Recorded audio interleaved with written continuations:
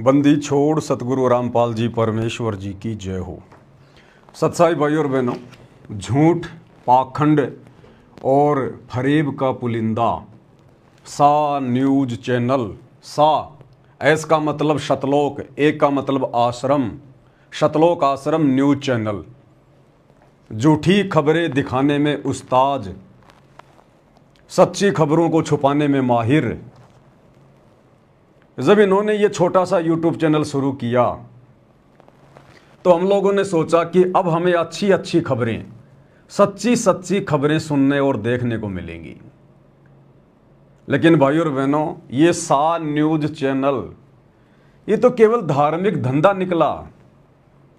अन्य जितने भी मीडिया हाउसेज हैं, जितने भी न्यूज चैनल हैं जो दिन रात झूठ का पुलिंदा जनता पर मारते रहते हैं, ये तो उनका भी बाप निकला, उनका भी बाप।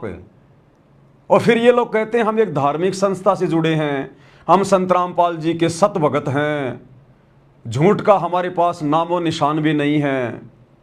और इनसे बड़ा झूठा, इनसे बड़ा मक्कार आपको कोई देखने को भी नहीं मिलेगा। सोशल मीडिया पर जितने भी यूट्यूबर हैं, कम से कम कुछ तो सच्चाई दिखाते हैं।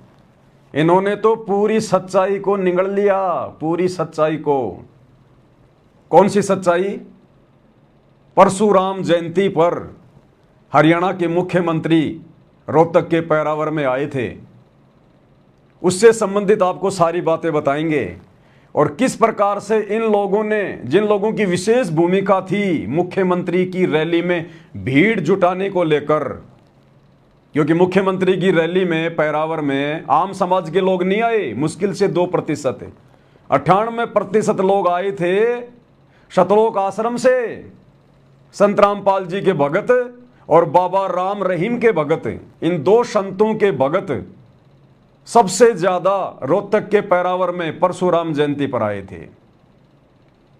और क्या वो घटना घटी जिसके चलते इन लोगों ने पूरी की पूरी खबर को खा लिया, निगल लिया, डकार भी नहीं मार रहे सतलोक आश्रम वाले। उसके बाद भाई और बहनों, हम चर्चा करेंगे कि जिस प्रकार से सत्सेवक भाई बहन ज्ञान को आधार बनाकर अपने पूज्य गुरुदेव परमपिता परमेश्वर सतगुरु रामपाल जी भगवान को परमेश्वर मानकर, ज्ञान को आधार बनाकर, घर को आश्रम बनाकर ज्ञान आधार से भक्ति कर रहे हैं। सुबह और शाम के समय गुरुदेव भगवान की 5 दीपक के साथ में आरती उतारी जाती है। कुछ लोग जो व्यर्थ की भ्रमणाएं फैला रहे हैं काल प्रेरणा से, तो उन लोगों के ऊपर प्रहार किया जाएगा, उनके पाखंड पर, उनके झूठ पर। और आपको पवित्र पुस्तक मुक्ति बोध से एक ऐसा और प्रमाण दिखाया जाएगा, एक सबूत दिखाया जाएगा जो ये साबित करता है कि आरती तो भाई गुरु जी की ही उतारी जाती है। आरती तो गुरु को भगवान मानकर ही उतारी जाती है। गुरु का ही आरता उतरेगा, आरता गुरु का ही उतरेगा। आज से पहले भी आत्माओं ने अपने गुरु का आरता उतारा है, इस पवित्र पुस्तक में लिखा हुआ है। जब 650 साल पहले कबीर परमात्मा धरती पर गुरु बनकर आए थे, जैसे वर्तमान में वही कबीर परमात्मा सतगुरु रामपाल जी के रूप में गुरु बनकर, सतगुरु बनकर धरती पर प्रकट हैं, इसी प्रकार 650 साल पहले आए थे कबीर नाम से। उस समय भी आत्माएं अपने गुरु की आरती उतारा करती थी, अपने सतगुरु का आरता उतारा करती थी, उनके ऊपर चवर किया करती थी। और वही प्रोसीजर तो आज साध संगतियों में शुरू है।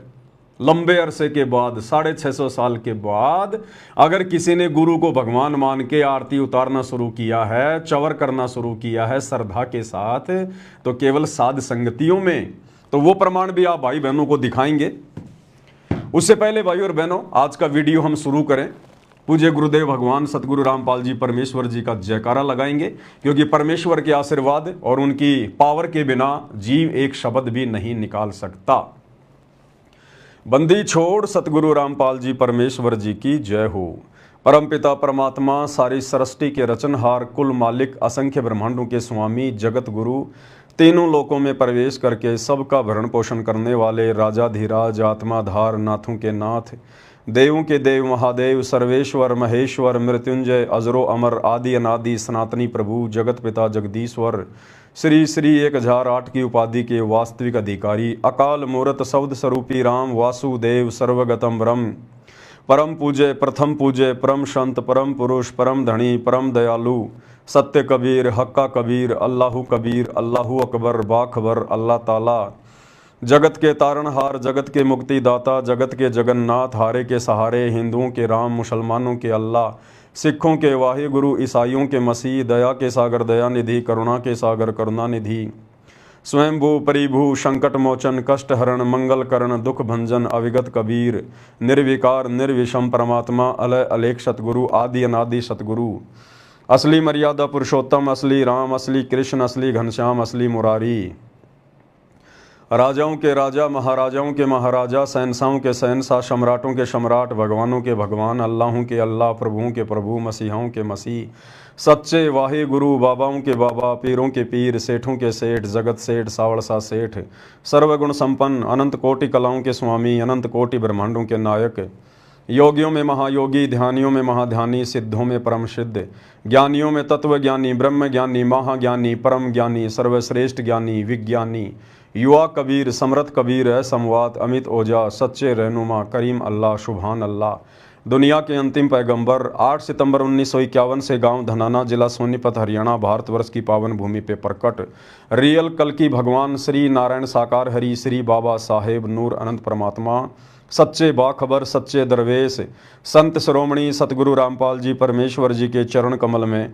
साध संगति से जुड़े हुए देश विदेश से आप और हम सभी सत्सेवक भाई बहनों का अनंत कोटि दंडवत प्रणाम। पूज्य गुरुदेव भगवान हम सभी को आशीर्वाद दें, सद्बुद्धि दें, हमारा मार्गदर्शन करें, और जिस प्रकार से सतलोक आश्रम मैनेजमेंट हरियाणा काल की गोद में बैठकर झूठ का पुलिंदा भगत समाज में पेश कर रहा है, इस प्रकार के कुकृत्यों से परमेश्वर हमारी रक्षा करें। तो भाइयों और बहनों, जब ये सार न्यूज चैनल सतलोक आश्रम न्यूज चैनल खोला गया तो सतलोक आश्रम मैनेजमेंट हरियाणा वालों ने, पूज्य गुरुदेव भगवान के कलयुगी बेटा बेटी भाई बंधु रिश्तेदारों ने, कोऑर्डिनेटरों ने शरीर का पसीना झाड़ दिया, पसीना एडी से चोटी तक का जोर लगा दिया, पूरे हरियाणा में फैला दो इस न्यूज चैनल को।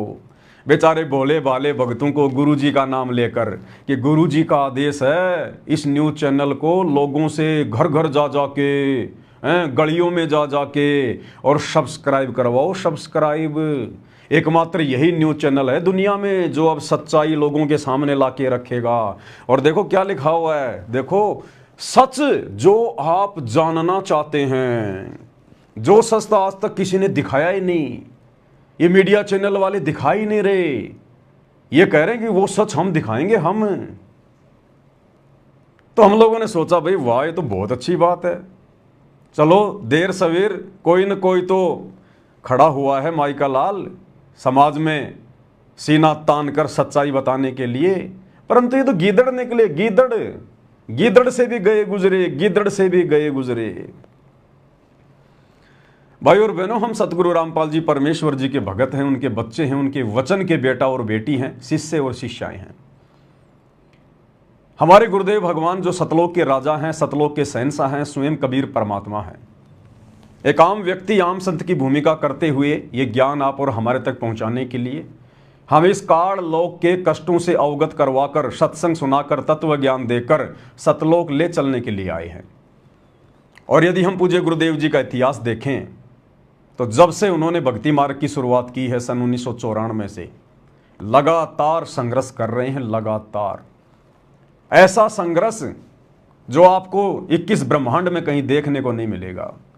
परमार्थ के लिए निस्वार्थ भाव से अपना सब कुछ त्याग कर, दांव पर लगाकर अगर किसी ने संघर्ष किया है, कोई कर रहा है, तो एकमात्र महापुरुष सतगुरु रामपाल जी हैं। हमें कदम कदम पर उनके लीला में जीवन से प्रेरणा मिलती है, जीवन जीने की, भक्ति करने की, आगे बढ़ने की, दृढ़ रहने की, अटल रहने की।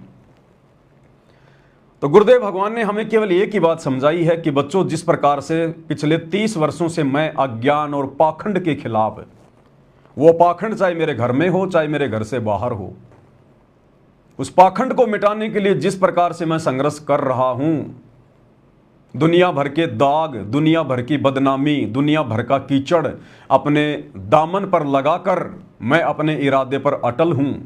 इसी प्रकार से यदि कोई मेरा भगत होगा, कोई मेरा सच्चा शिष्य होगा, तो वो भी मेरे पद चिन्हों पर चलते हुए अज्ञान और पाखंड के लिए कमर तोड़ लड़ाई लड़ेगा, जिस प्रकार से हमारा गुरु लड़ रहा है। और ये लड़ाई कोई ईंट पत्थर बाठे गोली बंदूक की नहीं है, ये लड़ाई वैचारिक लड़ाई है, विचारों की लड़ाई है, ज्ञान और अज्ञान के बीच में लड़ाई है। तो हमारे गुरुदेव भगवान जब पिछले 30 वर्षों से ये लड़ाई लगातार लड़ रहे हैं, और गुरुदेव भगवान के 2014 में हिसार जेल जाने के बाद यदि उनका कलयुगी परिवार, उनके कलयुगी बेटा बेटी भाई बंधु रिश्तेदार ही यदि धर्म को धंधा बनाकर जगह जगह फर्जी आश्रम खोलकर गुरु की आड़ में संगत में अज्ञान और पाखंड फैलाने लग जाएं, भगत समाज की मर्यादाएं तुड़वाने लग जाएं, भक्तों को कुमार्ग पर चलने की कुप्रेरणा करने लग जाएं, तो भाई और बहनों, सतगुरु रामपाल जी के सच्चे भगत होने के नाते हम सतसेवकों की ये परम जिम्मेदारी, परम दायित्व बनता है कि हम इस अज्ञान और पाखंड को, जितनी भी हमें गुरुदेव भगवान ने सद्बुद्धि दी है, ताकत दी है, पूरा जोर लगाकर जनमानस के सामने लेकर आए। आज नहीं तो कल ये पाखंड उजागर होगा, हो रहा है। आज भगत समाज के सामने हो रहा है, कल को देश और दुनिया के सामने होगा, क्योंकि आने वाला समय तो भक्तों का है, आने वाला समय तो भक्ति का है, भक्ति का। और भक्ति मार्ग पर जिन जिन लोगों ने बकवाद कर डाली हैं, पहाड़ जैसी गलतियां कर डाली हैं, गुरु को मानुष मानकर, उन सब के काले चिट्ठे, उन सब के काले चेहरे पूरे विश्व में उजागर होंगे, पूरे विश्व में। तो भाई और बहनों, ये सतलोक आश्रम न्यूज चैनल ये कह रहा कि सच सच जो आप जानना चाहते हैं, भाई हम जानना चाहते हैं, सतलोक आश्रम वालों, हम जानना चाहते हैं कि परशुराम जयंती पर रोहतक के पैरावर में तुम सतलोक आश्रम वालों ने संत रामपाल जी का नाम लेकर 50,000 भक्तों को मुख्यमंत्री की रैली में क्यों भेजा, किसके आदेश से भेजा? जरा ये सच दिखाओ हमें। हमें संत रामपाल जी का आदेश दिखाओ, हिसार जेल से आया हुआ, जिनके आदेश की आड़ में तुम लोगों ने धनाना आश्रम में बेचारे भोले वाले भक्तों को रात्रि में इकट्ठा कर लिया और सुबह आनन फानन में बसों में ठूंस ठूंस के मुख्यमंत्री की रैली में छोड़ दिया। दिखाओ हमें जरा वो सच दिखाओ भाई। अरे कोई तो ऑडियो वीडियो दिखाओ, कोई तो प्रमाण दिखाओ, कोई तो सबूत दिखाओ कि सतगुरु रामपाल जी ने ये गंदी राजनीति करने के लिए और राजनेताओं के तलवे चाटने के लिए रोहतक के पैरावर की रैली में धक्के खाने के लिए अपने भक्तों को कोई आदेश दिया हो। अरे बड़ा बड़ा दावा करते हैं संत रामपाल जी के भगत, ये सतलोक आश्रम वाले, कि हम ब्रह्मा विष्णु महेश की पूजा नहीं करते, ब्रह्मा विष्णु महेश तो काल के पुत्र हैं, हम काल की भक्ति नहीं करते, हम दुर्गा की भक्ति नहीं करते। और रोहतक के पैरावर में परशुराम की जयंती मनाने चले गए, परशुराम की पूजा करने चले गए। अरे तुम्हारा कोई स्टैंड है क्या? अरे दोगलेपन की भी हद होती है। एक तरफ तो तुम लोगों ने अपने घरों से ब्रह्मा विष्णु महेश की फोटोएं निकाल दी, श्री रामचंद्र जी की राम नवमी मनाना छोड़ दिया, श्री कृष्ण जी की कृष्ण जन्माष्टमी मनाना छोड़ दिया। तुम लोगों ने अपने खुद के जन्मदिन मनाने छोड़ दिए, अपने बाप दादाओं के जन्मदिन मनाने छोड़ दिए, अपने बाप दादाओं का जन्मदिन और मरण दिन मनाना छोड़ दिया। फिर परशुराम की जयंती मनाने क्यों चले गए? भाई हमें यह सच बताओ, इसका उत्तर दो सतलोक आश्रम वालों, जो तुमने नीचे लिख रखा है, सच जो आप जानना चाहते हैं। बताओ भाई बताओ, सच बताओ। क्यों बेचारे भोले भाले भगत समाज की ऐसी तैसी करवा डाली तुमने? इस परीक्षा के समय में जो गुरुदेव पल पल हमें देख रहे हैं, हमारी हर एक हरकत पे उनकी नजर है। इस अग्नि परीक्षा के समय तुमने क्यों हजारों भक्तों की ऐसी तैसी करवा दी? ये सच हमें बताओ। और भाइयों और बहनों, जैसे ही हरियाणा के मुख्यमंत्री को इस बात का पता चला कि भाई ये तो सतलोक आश्रम वालों के साथ में किसी मंत्री ने साठ गांठ करके और फोकट की भीड़ इकट्ठी कर दी, ये तो सारे ऐसे लग रहे हैं बिल्कुल बेचारे भोले भाले भगत, क्योंकि भगतों का और जगत वालों का तो रहन सहन, बोल चाल, चलना फिरना, उठना बैठना रात दिन का अंतर है। तो मुख्यमंत्री ने देखा ये तो बेचारे भोले भाले गांव के आदमियों की, कोई दिल्ली से, कोई झारखंड से, कोई छत्तीसगढ़ से, हैं रोहतक का तो कोई है ही नहीं, पता नहीं कहां कहां से हरियाणा के उठा उठा के ले आए। बेचारे मुख्यमंत्री का चेहरा उतर गया। और फिर दूसरे मीडिया चैनलों ने, दूसरे यूट्यूबर ने जब सच्चाई दिखानी शुरू कर दी, संत रामपाल जी के भक्तों के इंटरव्यू ले लेकर, जिनको यही नहीं पता कि हम आज यहां क्यों आए हैं, आज यहां रोहतक में क्या प्रोग्राम है, हमारे को बसों में बैठा कर क्यों लाया गया है।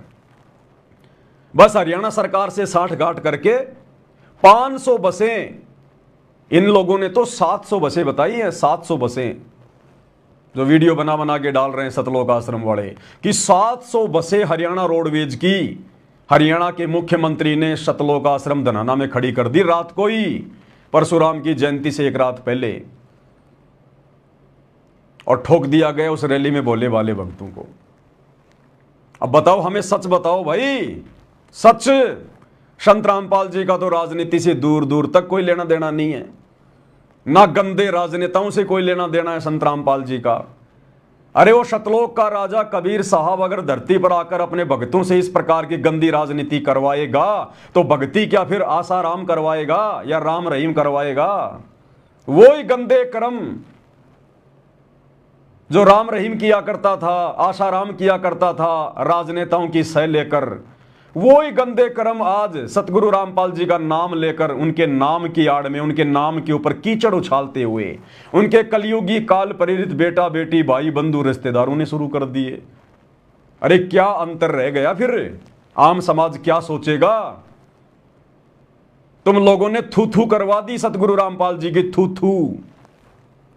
इसलिए भाई और बहनों, इन लोगों का ये पाखंड, ये झूठ, ये आडंबर भगत समाज के साथ साथ आम समाज में लाना अति आवश्यक है। देखो, हम भगत अवश्य हैं, लेकिन भगत का मतलब ये नहीं कि हम लोग 16वीं सदी के भगतों की तरह, जैसा पंडितों ने, ब्राह्मणों ने, धर्मगुरुओं ने कह दिया हम वही करने लग जाएंगे। नहीं, हम 21वीं सदी के भगत हैं, सतगुरु रामपाल जी के भगत हैं, पूर्ण ब्रह्म परमात्मा के भगत हैं। आज हमें गुरुदेव ने अपने कर्तव्यों और अधिकारों के बारे में भी बताया है। अब वो समय नहीं है कि कोई भी पंडित जी आकर गांव में खाट पर बैठ गया, बाकी लोग जमीन पर बैठ गए, और जो पंडित जी ने कह दिया उन बेचारे अनपढ़ लोगों ने मान लिया, स्वीकार कर लिया। तो आज भाई ये कोऑर्डिनेटर सतलोक आश्रम वाले, गुरुजी के परिवार वाले हमें जो मर्जी कह देंगे, जो मर्जी आदेश दे देंगे, जो मर्जी पीला पर्चा निकाल देंगे, और हम मूर्खों की भांति आंख बंद करके फॉलो कर लेंगे। भाई संभव नहीं है। हम गांधारी की तरह आंखों पे काली पट्टी बांधकर नहीं चल सकते। हम संत रामपाल जी के तत्वज्ञानी भगत हैं, उनके सतसेवक बच्चे हैं।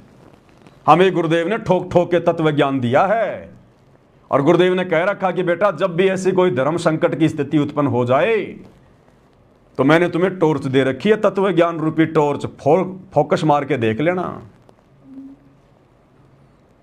इसलिए भाई और बहनों, आप और हमारी जिम्मेदारी बनती है अपने गुरुदेव भगवान की गैर हाजिरी में अपने भगत भाई बहनों की टूटती हुई मर्यादाओं को बचाने के लिए।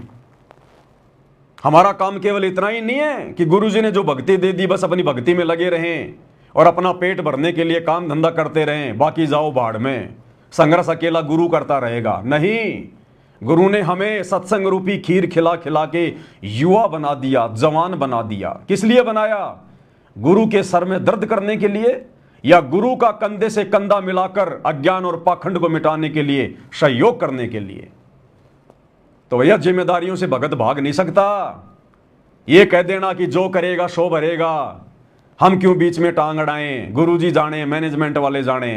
तो भैया जब त्रिकुटी पर जाओगे और जब काल के दूत आएंगे लेके लठ, तो गुरुजी भी कह देगा कि भाई ये भगत जाने और काल के दूत जाने, ये अपनी लड़ाई खुद लड़ो, मैंने क्या लेना देना।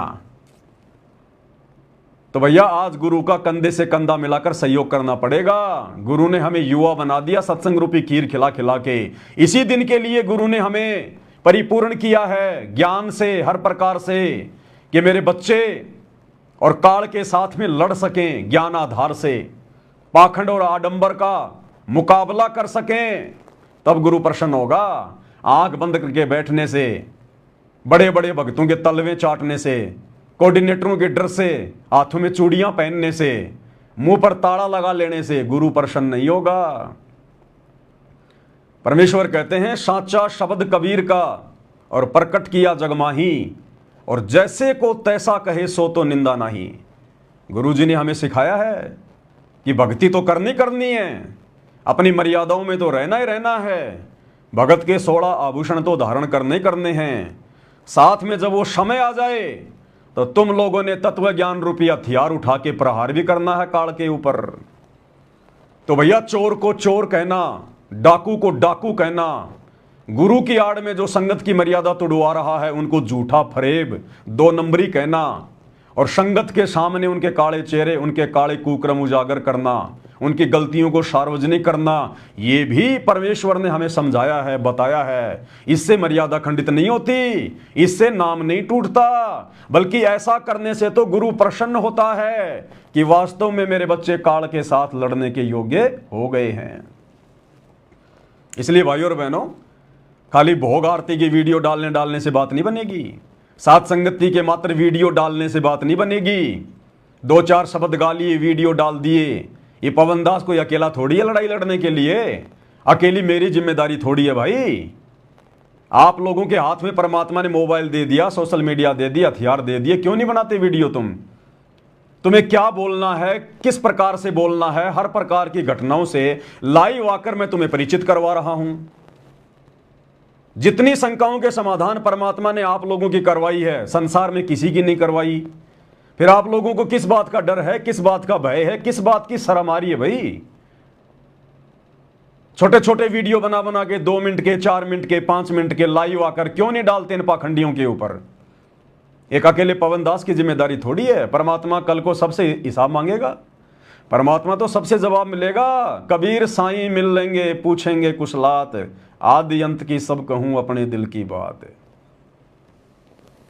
तो भाई और बहनों, परमेश्वर ने सच को सच कहना, गलत को गलत कहना हमें सिखाया है और हमने सामना करना पड़ेगा। ज्ञान आधार से हमारी लड़ाई कोई मारपीट की नहीं है, मुकदमेबाजी की नहीं है, हमारी लड़ाई है तत्व ज्ञान से, ज्ञान को आधार बनाकर।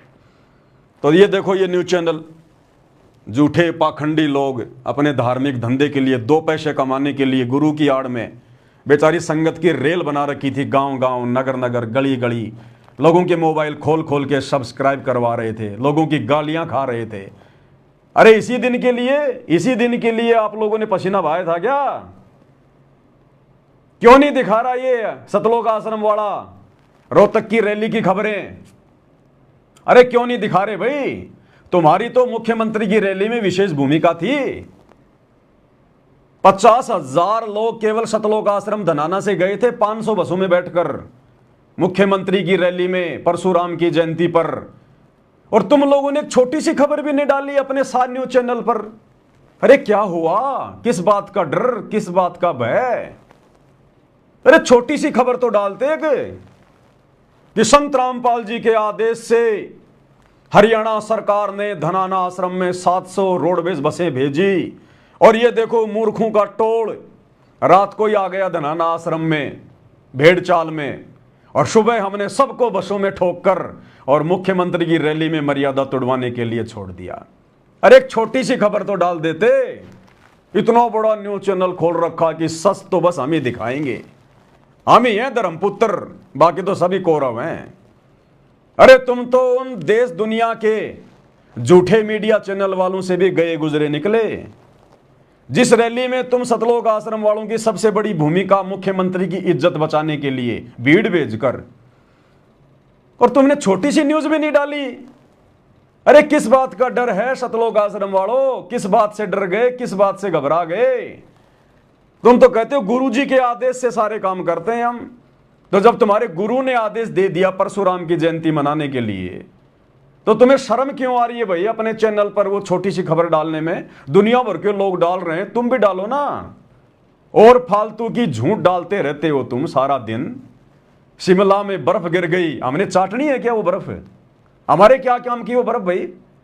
अरे हम भक्तों की वो बर्फ क्या काम की? बर्फ गिरे ना गिरे, वो तो गिरेगी मौसम के अनुसार। शिमला में भारी बर्फबारी,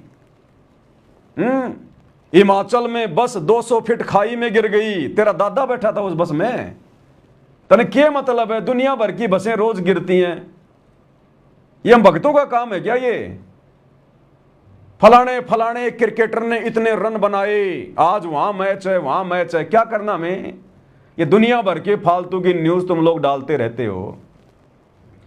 अरे रोहतक वाली न्यूज क्यों नहीं डाल रहे? किस बात का डर, किस बात का भय?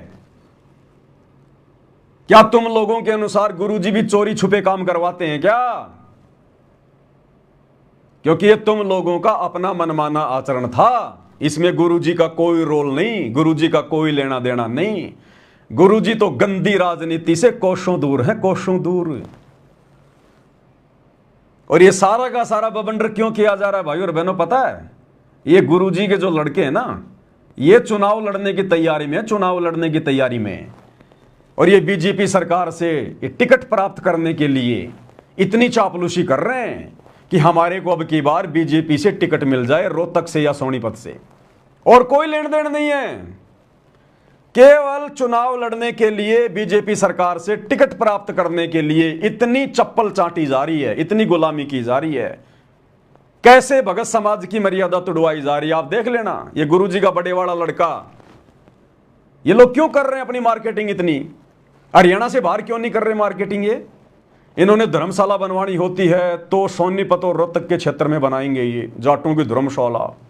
इन्होंने अगर चंदा देना है धर्मशालाओं में कहीं भी समाज में, तो रोहतक और सोनीपत के आसपास देंगे। ये जाट आरक्षण का समर्थन करना है तो हरियाणा में करना, इन्होंने बाहर नहीं करते। ये किसान आंदोलन का समर्थन करना है तो रोहतक और सोनीपत के आसपास करेंगे, बाहर नहीं करेंगे। गांव गांव जाकर लोगों को 10-10 किलो आटा, एक एक तेल की बोतल देनी है तो ये सोनीपत और रोहतक के आसपास देंगे, बाहर नहीं देंगे। ये बसें चलानी है तो ये सोनीपत में चलाएंगे फ्री में। एम्बुलेंस चलानी है गांव वालों के लिए तो ये सोनीपत में चलाएंगे। रोडें बनवानी है तो ये सोनीपत में बनवाएंगे। और समाज में कोई पैसा देना है, मर्यादा तुड़वानी है भक्तों की, तो रोहतक और सोनीपत के आसपास। क्यों भाई? हिंदुस्तान में और जगह इन चीजों की आवश्यकता नहीं है क्या? ये सारे के सारे भिखारी सोनीपत और रोनीपत में पैदा हैं क्या? अरे रोहतक और सोनीपत में दुनिया के सबसे ज्यादा भिखारी हैं क्या, जो तुम रोजाना जा जाके उनको 10-10 किलो आटा जबरदस्ती बिन बुनाए मेहमान की तरह? और देश दुनिया में भिखारी नहीं है? और जिन लोगों के घरों में भाई और बहनों ये लोग आटा देने जा रहे हैं ना, ये कहकर कि बहुत गरीब परिवार है, बहुत गरीब परिवार है, उन गरीब परिवारों से ज्यादा बुरी हालत तो संत रामपाल जी के 90% भक्तों की है, 90% भक्तों की। छत्तीसगढ़ में जाके देखो, बिहार में जाके देखो, मध्य प्रदेश में जाके देखो। जिन लोगों को ये भिखारी कहकर और वीडियो बनाते हैं जा जाकर संत रामपाल जी ने दाल, चावल, आटा, तेल, नमक, साबुन भेजे हैं, उन लोगों से ज्यादा बुरी हालत तो संत रामपाल जी के 90% भक्तों की है आज वर्तमान में। अरे उनको जाके दो ना, कुछ तो पुण्य मिलेगा। गधों को खिलाने से क्या फायदा, दूध वाली भैंस को खिलाओ। अरे भक्तों को जाके दो, उनका सहयोग करो ना कम से कम। और क्या गरीबी मिटाओगे भाई तुम? जाओ ना तुम दिल्ली में, अरे दिल्ली में जाओ, बंबई में जाओ ना, झुग्गी झोपड़ियों में, तुम्हें नानी याद आ जाएगी। इतने भिखारी बैठे हैं वहां पर, अगर लोगों की भूख मिटाने का ज्यादा शौक है तो। अरे हमास में जाओ ना, हमास के अंदर पूरा हमास उजड़ गया, 10 लाख लोग बेघर हैं, उनको है खाने की आवश्यकता, वो है असल में आज भिखारी। जाओ ना, उनको खिलाओ ना। ये सारे भिखारी सोनीपत में पैदा हो गए, हरियाणा में पैदा हो गए, धनाना के आसपास। ये जबरदस्ती का माहौल बनाया जा रहा है भाई और बहनों, टिकट प्राप्त करने के लिए। टिकट मिल जाए तो फिर इन लोगों के पास जा जाकर वोट मांगने के लिए कि देखो जी हमने आपका मकान बनवाया था, देखो जी हमने आपके मकान का गेट लगवाया था, देखो जी हम वही हैं सतलोक आश्रम वाले जो एक बार आए थे, 10 दिन का राशन दे गए थे और बोले दोबारा आएंगे, फिर हमने मुंह भी नहीं दिखाया, और देखो जी आज हमारे को टिकट मिल गई हरियाणा सरकार की मेहरबानी से, अजी हाथ जोड़ते हैं वोट हमें देना। इसलिए ये भिखमंगे ये गंदी राजनीति कर रहे हैं, भगत होकर भगत समाज की मर्यादा तोड़वा रहे हैं ये लोग। इनका ये टारगेट है इन लोगों का, इनको भक्ति नहीं करनी, इनको भक्ति वक्ति से, भगवान से, गुरु से कोई लेन देन नहीं है। इनको तो यही काल की गंदी व्यवस्था में सड़ना है, अगले जन्म में गधा कुत्ता बन के यहीं पे कष्ट भोगने इनको। तो दिखाओ ना मेरे भाई, ये रोहतक वाली न्यूज क्यों नहीं दिखा रहे? सार न्यूज चैनल वालों, तुम्हारी जुबान पे ताला क्यों लग गया? सच जो लोग देखना चाहते हैं, हम देखना चाहते हैं, सच लाओ। दिखाओ गुरु जी का आदेश कहां है, दिखाओ परशुराम जयंती में जाने का गुरु जी का आदेश कहां है? क्यों नहीं डाली तुमने खबर अपने न्यूज चैनल पर? ये दिखाएंगे सच देश और दुनिया को। संत रामपाल जी की सूखी सूखी बेइज्जती करवा के आ गए, सूखी सूखी बेइज्जती बना दिए पोस्टर। सच जो आप जानना चाहते हैं। ये दुनिया भर के पाखंडी कम थे इस देश में, जो सुबह से लेकर शाम तक झूठ परोसते रहते हैं। जो तुमने एक नया यूट्यूब चैनल खोल दिया, सच दिखाएंगे ये। और देखना इनका एक छोटा सा ये, इन भाइयों का ये वीडियो बनाया हुआ इन लोगों का कि बस सच तो केवल हम ही दिखा सकते हैं दुनिया में, दूसरा कोई है नहीं सच दिखाने वाला। देखो क्या बना रखा है।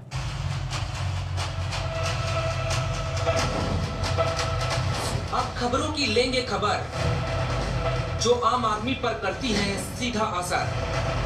खबरें जो हर रोज देखते हैं, कितनी होती है सच, कितना होता है मसाला। ऐसे न्यूज की सटीक रिपोर्ट करेगी अंधेरे में गुजारा। खबरों की खबर का सच जो आप जानना चाहते हैं। स्टूडियो में बैठकर चिल्लाने वाले एंकर से हम भी कुछ सवाल करना चाहते हैं। गुमराह करने वाली खबरों पर लगेगी लगाम। अखंड बात का होगा पर्दाफाश। भ्रष्टाचार को दिखाएंगे सरेआम।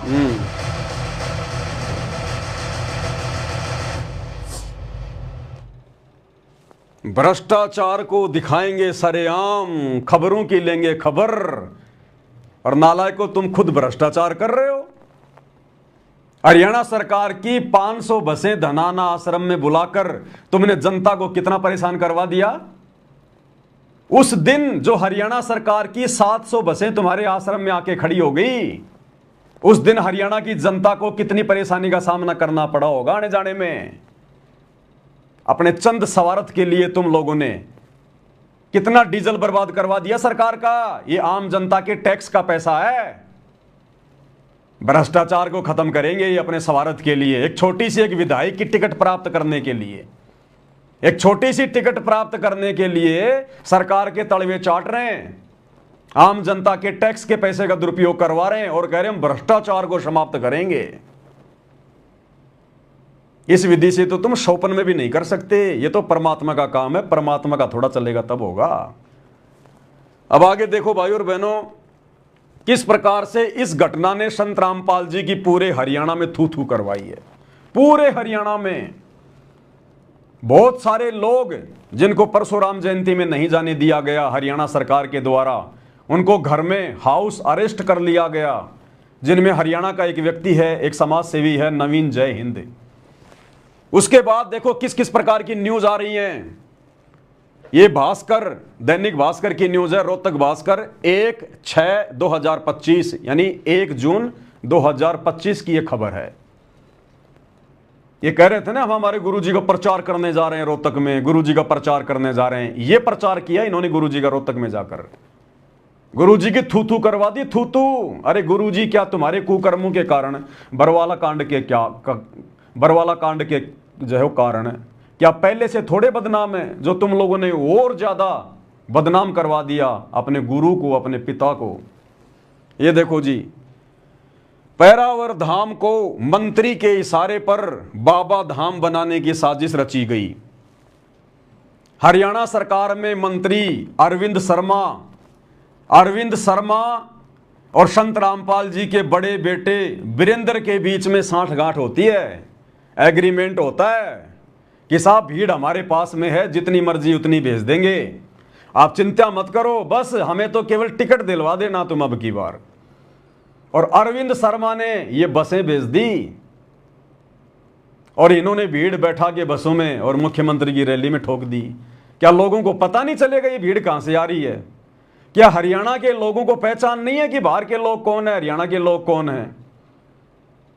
अरे हरियाणा का लोग जो रैली में जाएंगे वो तो बिल्कुल ऐसे जाएंगे सिंपल तरीके से, और ये भगत बेचारे ले लेके थैले, ले लेके बैग कांख में दबा दबा के हैं, 3 दिन से नहाए नहीं धोए नहीं, कपड़े लत्ते ऐसे ही। क्या ऐसे लोगों को देखकर हरियाणा के लोग मूर्ख हैं क्या, जो पहचानेंगे नहीं कि मुख्यमंत्री की रैली में कहां से आए हुए हैं? ये भाड़े के टट्टू लाला के खड़े कर दिए, भाड़े के टट्टू। और फिर लोगों ने इंटरव्यू लेने शुरू कर दिए तो सच्चाई सामने आ गई कि ये तो बाबा रामपाल के भगत हैं और राम रहीम के भगत हैं। बाबा रामपाल के और राम रहीम के भक्तों को हरियाणा सरकार ने बसों में बैठा बैठा कर रैली में ठोका। तो क्या लिखा है मीडिया वालों ने? अब पूरे हरियाणा में न्यूज गई है, पूरे हरियाणा में। अब बोलो भाई, अरे संत रामपाल जी का नाम नालायको तुम लोगों की गलती के कारण राजनीति में आया कि नहीं आया? इस गंदी राजनीति से संत रामपाल जी को जोड़ दिया गया कि नहीं जोड़ दिया गया? परमेश्वर कहते हैं गुरु की निंदा सुने जो काना ताको निश्चय नरक निदाना। जो शिष्य अपने गुरु की निंदा सुनता है ना, उसको नरक में जगह नहीं मिलती। और जिन शिष्यों की गलतियों के कारण दुनिया में उनके गुरुजी की निंदा हो जाए, वो तो महान नरक के भागी। तो ये सतलोक आश्रम मैनेजमेंट हरियाणा वाले और एक मूर्ख संगत जो बिना सोचे समझे, ज्ञान को आधार बनाए बिना इन कोऑर्डिनेटरों के एक फरमान पर थैला उठा के दौड़ लेती है, आंखें बंद करके। ये भी बराबर की दोषी है। अगर तुम लोग वहां पर भीड़ के रूप में ना जाते तो आज ये खबर ना आती, संत रामपाल जी की बदनामी ना होती पूरे हरियाणा में। अरे चलो मान लिया तुम लोगों को धोखे से आश्रम में बुलाया गया, गुरुजी का नाम लेकर के, भाई गुरुजी के दर्शन होंगे 2 घंटे शाम को 5 से 7 बजे तक, और सभी भक्तों ने आना सेवा में। तो चलो ठीक है, तुम लोगों को सच्चाई का नहीं पता था, अपने गुरुजी के दर्शन करने के मकसद से तुम लोग सतलोक आश्रम धनाना में जमा हो गए। अरे नालायकों, सुबह जब तुम्हारे को उन बसों में बैठाया जा रहा था, उस समय तो विचार करते, उस समय तो कम से कम सवाल जवाब करते कि भाई ये कहां ले जा रहे हो हमारे को? हम तो गुरुजी के दर्शन करने आए थे, हमारे को ये थोड़ी बताया गया था कि तुम्हारे को परशुराम की जयंती में भेजेंगे, मुख्यमंत्री की रैली में भेजेंगे भीड़ के रूप में। अरे उस समय तो कम से कम विरोध करते, विरोध भी ना करते तो कम से कम उन बसों में तो ना बैठते। लेकिन सब के सब भेड़ के पूत, एक की भी बुद्धि ठीक ठिकाने नहीं है, सबकी बुद्धि में जंग लगी हुई है। उल्टा खुशी से उन बसों में जाके बैठ गए कि वाह, फ्री में बैठने को मिलेगा, बढ़िया घूम के आएंगे रैली में, मुख्यमंत्री को देख के आएंगे। भाई अग्नि परीक्षा चल रही है भगतों की, ध्यान रखना। तुम्हारी गलतियों की सजा तुम्हारे गुरु को भोगनी पड़ रही है। तुम्हारे कुकृत्यों के कारण तुम्हारा गुरु आज पूरे हरियाणा में बदनाम है। पहरावर धाम को मंत्री के इशारे पर बाबा धाम बनाने की साजिश रची गई। अब जब हरियाणा के लोगों ने पढ़ा, यार ये कौन से बाबा आ गए भाई, किन बाबाओं के इशारे पर यह सारा काम हुआ है, ये भीड़ कहां से आई है? फिर क्या लिखा आगे? पैरावर की जमीन पर त्रिशूल और परशुराम का फरसा लगाया हुआ है। रोहतक समाज सेवी नवीन जय हिंद ने कहा, पैरावर धाम को एक मंत्री के इशारे पर बाबा धाम बनाने की साजिश रची गई, क्योंकि बाबा के भक्तों को ठोक दिया गया वहां पर। राज्य स्तरीय परशुराम जयंती समारोह में जेल में बंद 2 बाबाओं के दम पर भीड़ जुटाई गई। एक बाबा सतगुरु रामपाल जी, दूसरा बाबा राम रहीम, दोनों बाबाओं के दम पर। और इसने ऐसे ऐसे गंभीर आरोप लगाए भाई और बहनों कि संत रामपाल जी को डरा कर धमका कर हरियाणा सरकार ने कि बाबा या तो अपने भक्तों को मैसेज कर दे कि मुख्यमंत्री की रैली में चले जाओ, नहीं तो बाबा तेरी खैर नहीं है, जेल में डंडे तोड़ेंगे तेरे ऊपर, डंडे, ध्यान रख लेना, तेरा रिमांड लेंगे ढंग से अगर तूने अपने भक्तों को संदेशा नहीं दिया तो। अब लोग तो यही सोचेंगे ना कि बाबा डर गया, बाबा डर गया, बाबा को हरियाणा सरकार ने जेल में जाके डरा दिया, धमका दिया कि बाबा अपनी खैर चाहता है तो अपने घर वालों को मैसेज कर दे और पूरी संगत को भेज दे मुख्यमंत्री की रैली में, नहीं तो खैर नहीं है। तो नवीन जयंत कह रहा है कि बाबाओं को डरा कर धमका कर बाबाओं के दम पर, जबकि नवीन जय हिंद जी को इस बात का नहीं पता है। ये अपने स्तर पर जो कह रहे हैं बिल्कुल सही कह रहे हैं। बाबा राम रहीम को तो डराया जा सकता है, धमकाया जा सकता है, लेकिन जो दूसरा बाबा है ना, वो बाबाओं का बाबा है, बाबाओं का बाबा। अरे उस बाबा के नाम से तो ये काल और महाकाल दोनों थर थर कांपते हैं।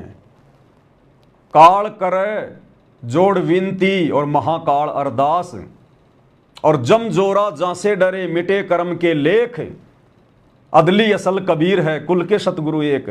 जम और जोरा भी, ये काल और दुर्गा भी थरथर कांपते हैं दूसरे बाबा के नाम से, सतगुरु रामपाल जी के नाम से।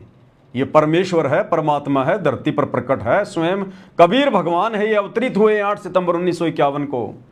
ये बातें अभी आप लोगों को समझ में नहीं आएंगी क्योंकि अभी आप अध्यात्म से कोसों दूर हैं। लेकिन इन्होंने अपनी सोच आधार से जो कहा बिल्कुल सही कहा कि बाबाओं को जेल में डरा कर धमका कर और रैली में भीड़ भेजी गई। राज्य स्तरीय परशुराम जयंती समारोह में जेल में बंद 2 बाबाओं के दम पर भीड़ जुटाई गई। अब बताओ हरियाणा में गुरुजी की बदनामी हुई कि नहीं हुई? अरे हरियाणा में तो 2 ही बाबा जेल में बंद है, बाबा राम रहीम और बाबा रामपाल। तो लोगों के दिलो दिमाग में संत रामपाल जी की क्या छवि है? नालायकों, अपने घरों से बाहर निकल के देखो, थोड़ा सा अपनी बुद्धि को ऑन करो, जंग हटाओ। कितनी बड़ी बेइज्जती, कितनी बड़ी बदनामी तुम लोगों ने वहां जाकर भीड़ करके अपने गुरुजी की करवाई है, जिसमें सीएम भी नाराज नजर आए, हरियाणा का मुख्यमंत्री भी नाराज नजर आया कि ये तो बाबाओं की भीड़ इकट्ठी कर दी, भक्तों की भीड़ इकट्ठी कर दी, यहां पर हरियाणा के आदमी तो है ही नहीं कोई, ये तो सारे बेचारे भोले भाले गांव के लोग लाके इकट्ठे कर दिए यहां पर मंत्री ने। तो हरियाणा का मुख्यमंत्री भी नाराज नजर आया, जिससे सीएम भी नाराज नजर आए। वहीं समाज के लोगों में भी गलत संदेश गया। अरे हरियाणा के लोग कह रहे हैं और नवीन जयंत कह रहा है कि आम समाज में भी गलत संदेश गया, मुख्यमंत्री के लिए भी और बाबा के लिए भी, कि भाई मुख्यमंत्री को हरियाणा की जनता पसंद नहीं करती, इसलिए बाबाओं के भक्तों की भीड़ इकट्ठी कर दी गई अपनी इज्जत बचाने के लिए। और दूसरी तरफ क्या गलत संदेश गया बाबाओं के लिए कि ये बाबाओं तो राजनीतिक आदमी है, राजनीतिक, ये अपनी जमानत करवाने के लिए राजनेताओं के तलवे चाट रहे हैं, मुख्यमंत्री की सहायता कर रहे हैं, अपनी जमानत करवाने के लिए मुख्यमंत्री के पैर पकड़ रहा है, अपने भक्तों को रैली में भेज कर कि मुख्यमंत्री खुश हो जाएगा कि वाह जी वाह, बाबा रामपाल ने तो हजारों भगत भेज दिए मेरी रैली में, क्या पता मेरी जमानत हो जाए। तो इस प्रकार का गलत संदेशा हरियाणा में गया संत रामपाल जी को लेकर। अरे राम रहीम के लिए तो ठीक है, राम रहीम कोई संत नहीं है, केवल झूठी फीत है संत की, ना उसको ज्ञान है कोई, ना वो कोई अवतार है, ना कोई शक्ति है। पिछले जन्म की उसकी भक्ति के कारण बाबा बन के बैठा हुआ है, अब उसकी बैटरी डिस्चार्ज हो गई तो जेल में पड़ा हुआ है। लेकिन सतगुरु रामपाल जी कौन है नालायकों, ये तो तुम्हें अच्छे से पता है भक्तों। अरे ये बाबा तो राजनेताओं के भरोसे नहीं है, लेकिन फिर भी हरियाणा की जनता में क्या संदेश आ गया संत रामपाल जी को लेकर, तुम्हारी आंखों के सामने है। इसको कहते हैं गुरु निंदा। भक्तों के कारण गुरु जी की निंदा हो रही है पूरे हरियाणा में, भक्तों के कारण, और कह रहे हम शत लोग जाएंगे।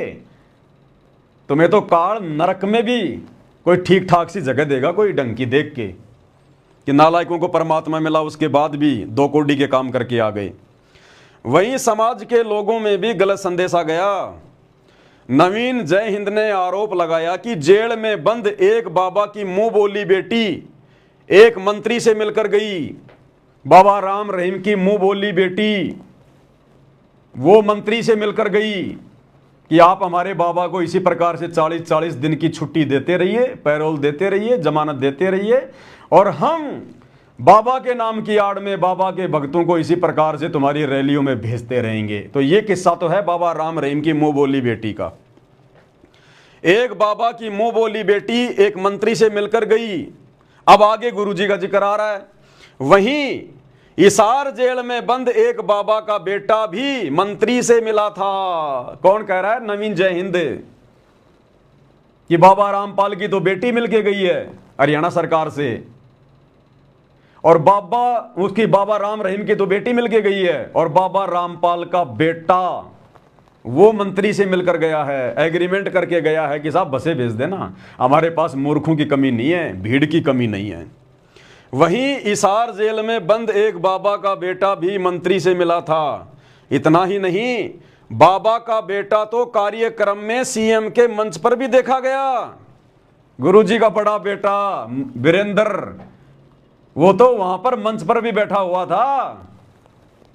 और हरियाणा के मंत्री अरविंद शर्मा ने बाकायदा उसका नाम भी लिया कि वीरेंद्र महाराज भी हमारे बीच में बैठे हुए हैं, वीरेंद्र महाराज। और वो गधा चुपचाप सुन रहा है कि जी महाराज तो मेरा पिता है, मैं थोड़ी हूं, महाराज तो मेरा बाप है, लेकिन कुछ नहीं बोला। और मंत्री ने सरेआम कहा कि वीरेंद्र महाराज भी हमारे बीच में बैठे हुए हैं। वो वीडियो दास आपको व्हाट्सएप पे डाल देगा। इतना ही नहीं, बाबा का बेटा तो कार्यक्रम में सीएम के मंच पर भी देखा गया। इससे अंदाजा लगाया जा सकता है कि किस बाबा के अनुयायियों की भीड़ कार्यक्रम में पहुंची थी। अब क्या संदेश आ गया हरियाणा की जनता में? तुम कितना ही प्रचार कर लो, कितने भंडारे कर लो, कितना ही फ्री का भोजन खिला दो लोगों को, तुम्हारे कुकर्मों के कारण तुम्हारे गुरु की इसी प्रकार से बदनामी होती रहेगी। नालायकों, नरक के भागी बन रहे हो, नरक के भागी। उन्होंने कहा कि सरकार की ओर से मनाए जा रहे परशुराम जयंती समारोह के दौरान उन्हें सुबह ही हाउस अरेस्ट कर लिया गया था। किसको? नवीन जय हिंद को। पहले 20 पुलिसकर्मी घर के बाहर तैनात किए, उसके बाद एक बस भरकर पुलिसकर्मी पहुंचे और उसे घर में ही नजरबंद करके रखा गया। अब आगे देखिए भाई और बहनों, ये है नवीन जय हिंद जो समाज सेवी है, ब्राह्मण समाज से है। ये भी परशुराम जयंती मनाने जा रहा था और इन्होंने पहले वहां पर पूरा कार्यक्रम फिट किया था ब्राह्मण समाज की ओर से परशुराम जयंती मनाने का। लेकिन सरकार ने इनको हाउस अरेस्ट करवा दिया, इनको नजरबंद करवा दिया। उस दिन परशुराम जयंती के दिन इनको घर से बाहर नहीं निकलने दिया गया।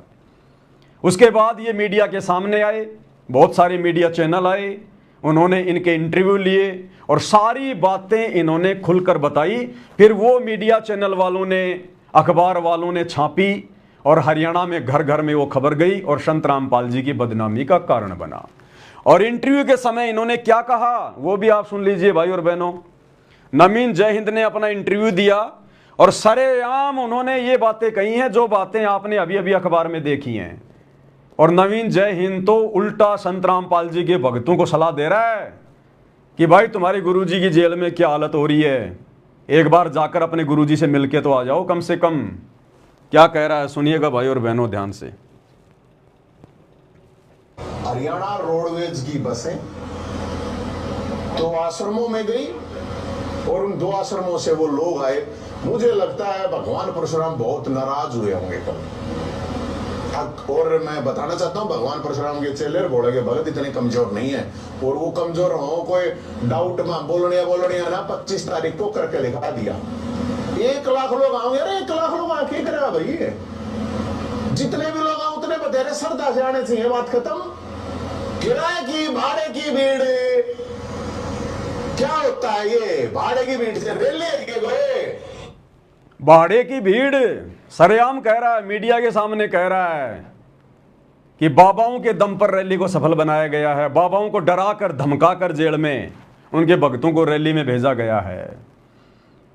भाड़े की भीड़, किराए के टट्टू, ये इज्जत पाई है सतलोक आश्रम वालों ने और ये इज्जत करवाई अपने गुरुजी की पूरे हरियाणा में इन लोगों ने। अरे नालायकों, बैठकर भक्ति करनी चाहिए हमारे को वर्तमान में। हम भक्तों का क्या मतलब है सीएम से, पीएम से, उनकी रैलियों से? राजाओं के काम राजा करेंगे, भक्तों का काम भक्तों ने करना है। बैठ के अपनी भक्ति करनी थी हमारे को। ये परीक्षा चल रही है हमारी। हमारा बाप तो हमारे लिए इतना संघर्ष कर रहा है, 12 साल से जेल में बैठा है और हम उल्टा उनके नाम पर जो है वो कीचड़ उछाल रहे हैं इस प्रकार के घटिया कर्म करके, गंदी राजनीति में हिस्सा लेके।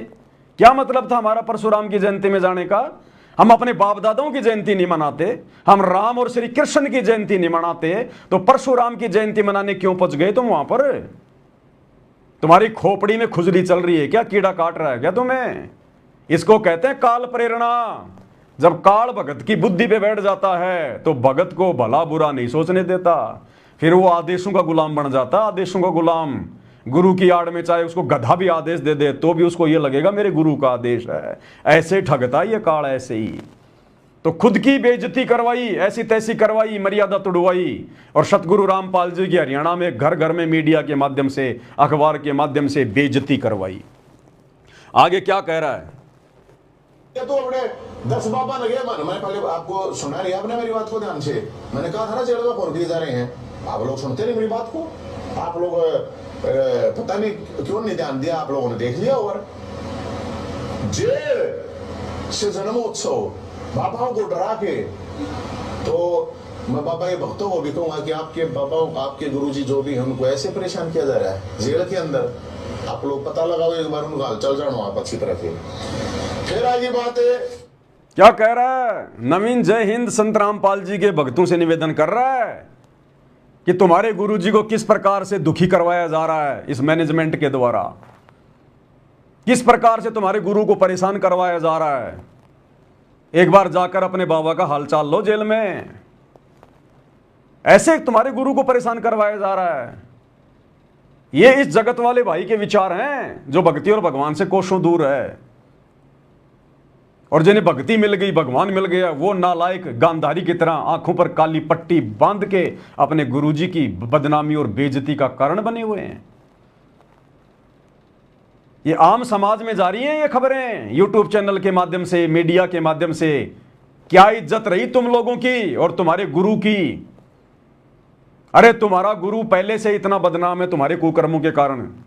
बरवाला कांड में जो गलतियां गुरु के परिवार ने की, इन कोऑर्डिनेटरों ने की, उन गलतियों की सजा हमारा बाप हिसार जेल में बैठा बैठा भोग रहा है, ऊपर से और बदनामी।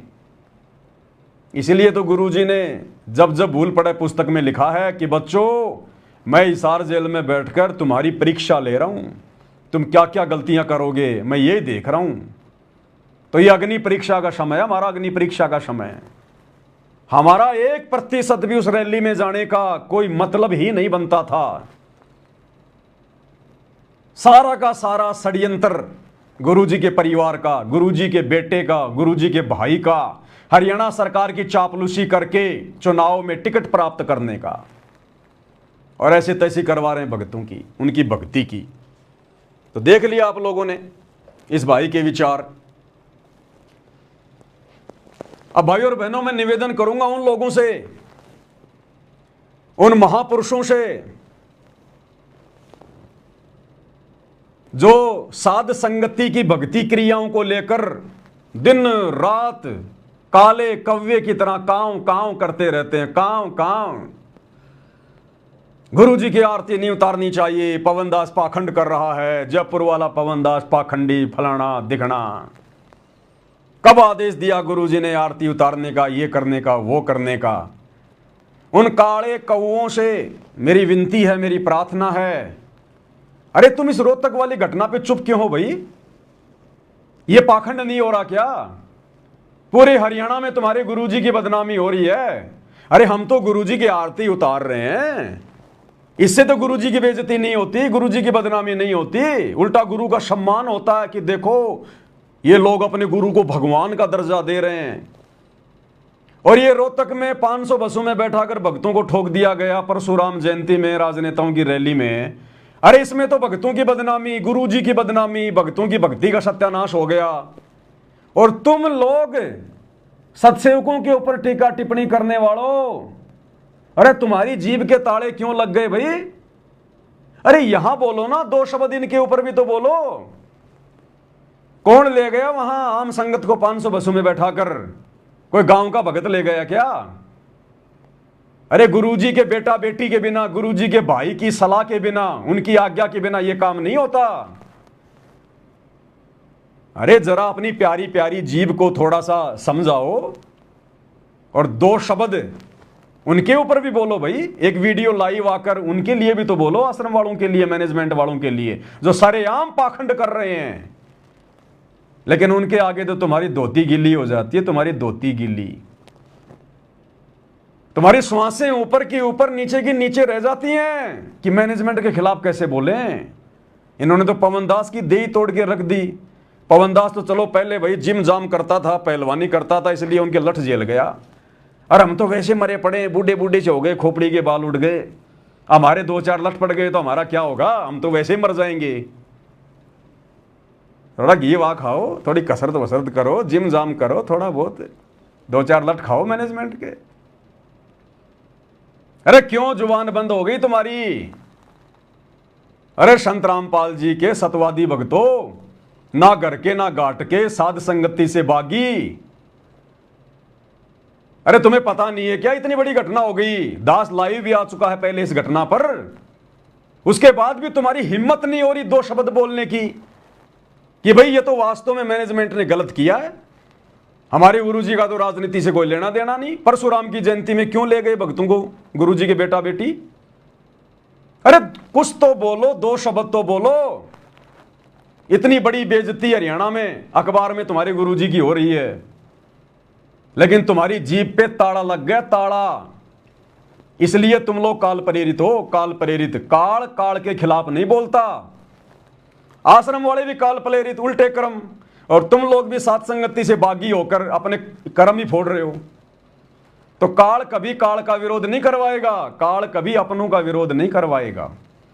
तुमने तो साथ संगति के पीछे पड़ना अपने कर्म फोड़ने के लिए।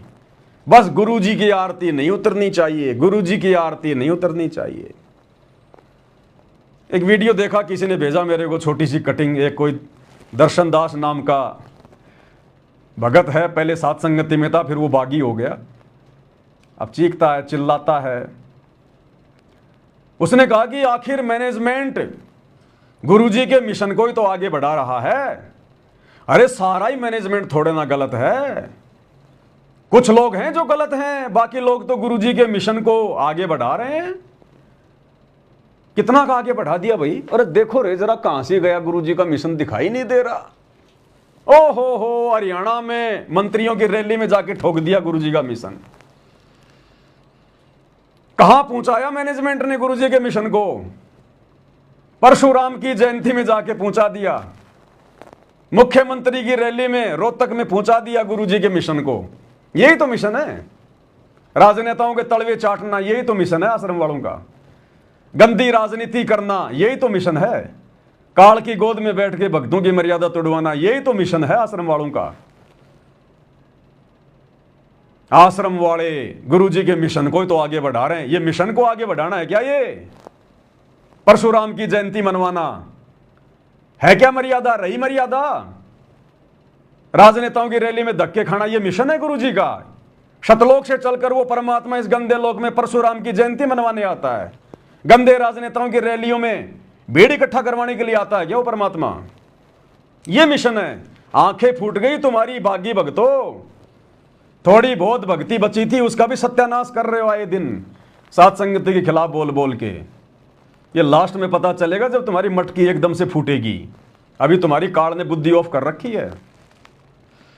मैनेजमेंट वाले गुरुजी के मिशन को आगे बढ़ा रहे हैं।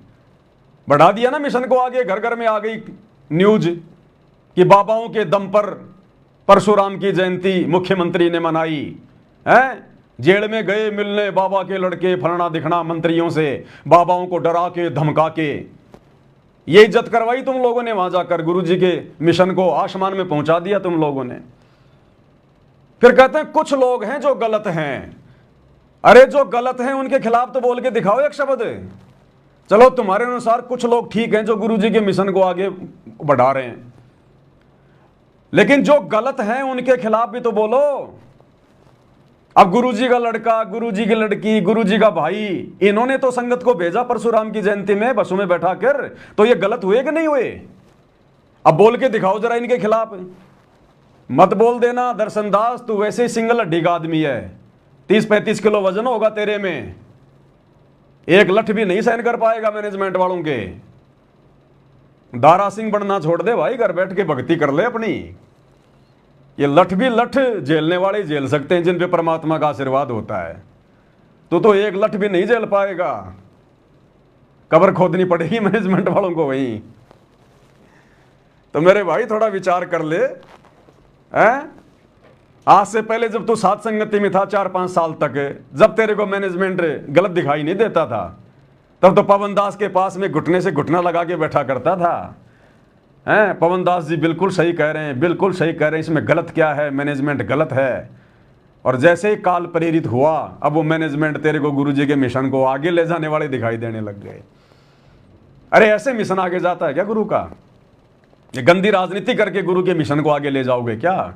मर्यादा तोड़ तोड़ कर गुरु के मिशन को आगे ले जाओगे क्या? भाई आप अपने वीडियो में कह रहे हो दर्शन दास जी कि सारे मैनेजमेंट वाले थोड़े गलत हैं।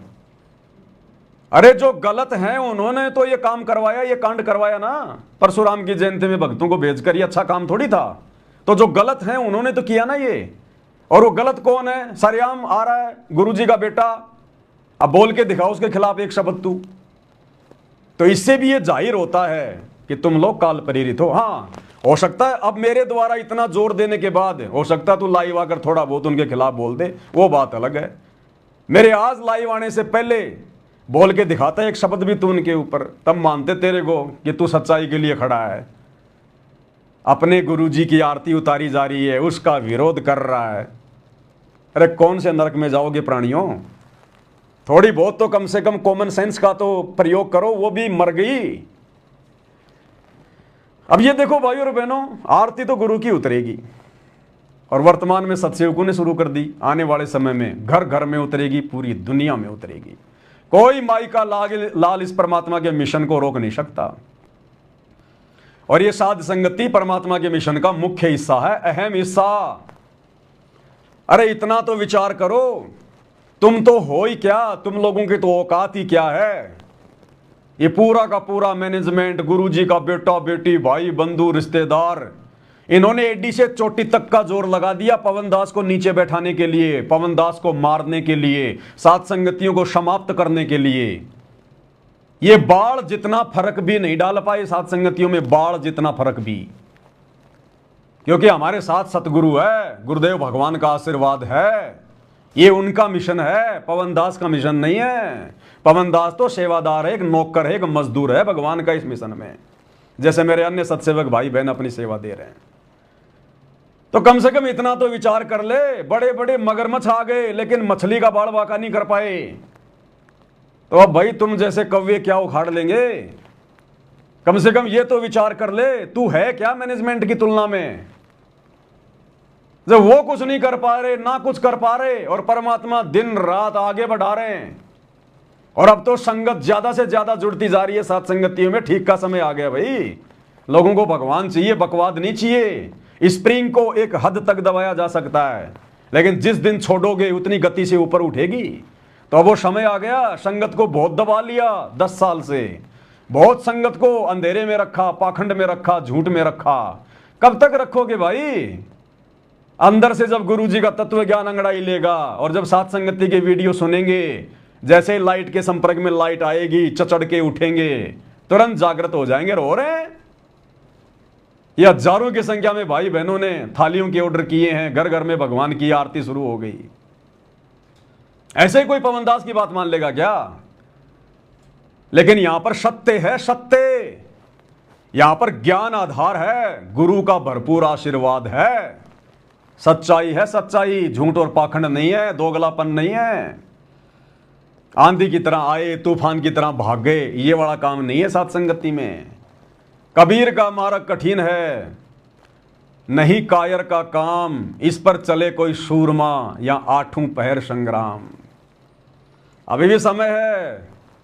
जो लोग फूफा कर रहे हैं फालतू में सात संगति के खिलाफ, गुरुजी से माफी मांग के और चुपचाप बैठ के भक्ति कर लो अपनी, नहीं तो दुर्गति दरवाजे पे खड़ी है। ये खोपड़ी के बाल 4 दिन में उड़ जाएंगे, पता भी नहीं चलेगा। ये काल सिर पर बैठा है। तो भाई और बहनों, आप लोगों के विश्वास के लिए, क्योंकि पाखंडी तो अपने पाखंड को फैलाएंगे, काल और दयाल इन दोनों के बीच में लड़ाई छिड़ी हुई है, ज्ञान और अज्ञान की।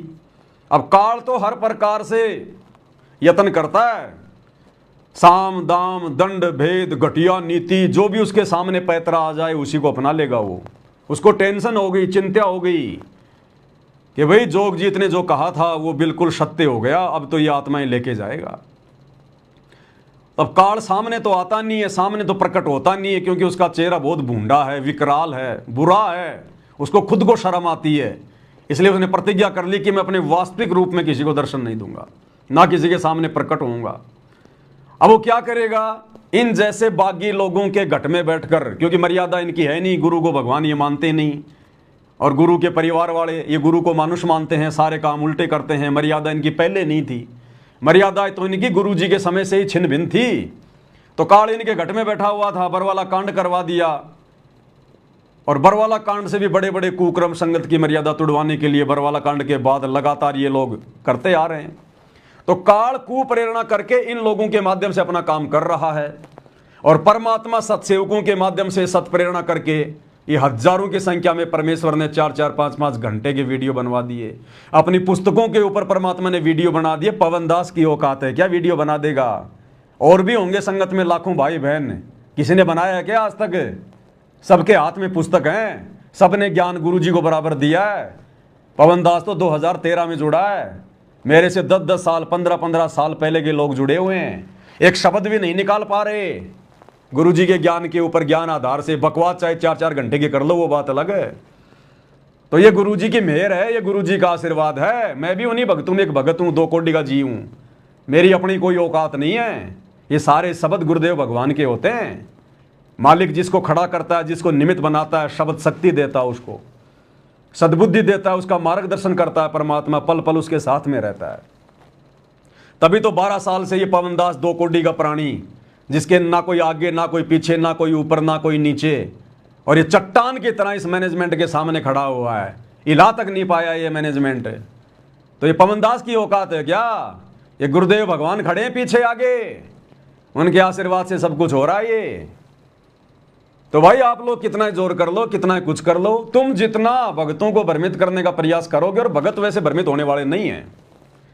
अब भगत भाई परमात्मा ने जिनको अध्यात्म की ऊंचाइयों पर पहुंचाना था उनको पहुंचा दिया है। वो बात उन लोगों को समझ में आ गई है जो बात परमात्मा समझाना चाहते थे, जो बातें 4 युग से आत्माओं के समझ में नहीं आ रही थी। अब वो बातें उन युगों युगों के मालूम को समझ में आ गई। तो सत्सेवक भाई बहनों को समझ में आ गया गुरु कौन है, गुरु को कैसे प्रसन्न करना है, हमने क्या करना है, किस रास्ते पर जा रहे हैं, सही क्या है गलत क्या है। गुरु के ज्ञान आधार को सामने रख के निर्णय करने में लोग सक्षम हैं। सभी लोग गांधारी की तरह आंखों पे काली पट्टी बांधकर हरियाणा रोडवेज की बसों में बैठकर परशुराम की जयंती में धक्के खाने वाले नहीं हैं। परमात्मा के ज्ञानी भगत हैं। परमात्मा कहते हैं अकलमंद एक गणा और बिना अकल के लाख। अगर थोड़े बहुत भगत भी अगर अकलमंद होंगे तो परमात्मा तो उससे भी प्रसन्न है, और बिना अकल के वो लाखों की भीड़ देख लो उन आश्रमों में। उनको चाहे परशुराम की जयंती में ले जाओ, चाहे कबीर जी की जयंती में ले जाओ, चाहे कहीं ले जाओ तुम उनको। तो भाइयों और बहनों, ये काल प्रेरित लोग, कुछ मैनेजमेंट वाले, कुछ जो साध संगति से बागी होकर अपने कर्म फोड़ रहे हैं, ये जितना ज्यादा कुप्रयास करेंगे काल प्रेरणा से, परमात्मा उतना ही दृढ़ विश्वास, अटल विश्वास अपने बच्चों का बनवाएंगे सबूतों के साथ। तो ये लोग जो पांति पंच पोहप कर पूजा, देव निरंजन और न दूजा, परमेश्वर की अमर वाणी का जो विरोध कर रहे हैं ना, कि ये तो विष्णु जी की पूजा है, देवी देवताओं की पूजा है, ये तो काल की पूजा है, गुरु जी की आरती नहीं उतारनी चाहिए। और किसकी उतारोगे? पत्थरों की उतारोगे क्या? अपने बाप दादाओं की उतारोगे क्या? तो देखिए भाई और बहनों, एक और प्रमाण दे दिया गुरुदेव भगवान ने। ये पवित्र पुस्तक है मुक्ति बोध, आप सबके सामने है मुक्ति बोध, और मुक्ति बोध का पेज नंबर 143 आप सभी भगत भाई बहनों के पास में पुस्तक होगी। सतलोक आश्रम मैनेजमेंट हरियाणा वालों ने निकाली हुई है। दास ने इसके ऊपर वीडियो भी बना दिए, तकरीबन 50 के आसपास।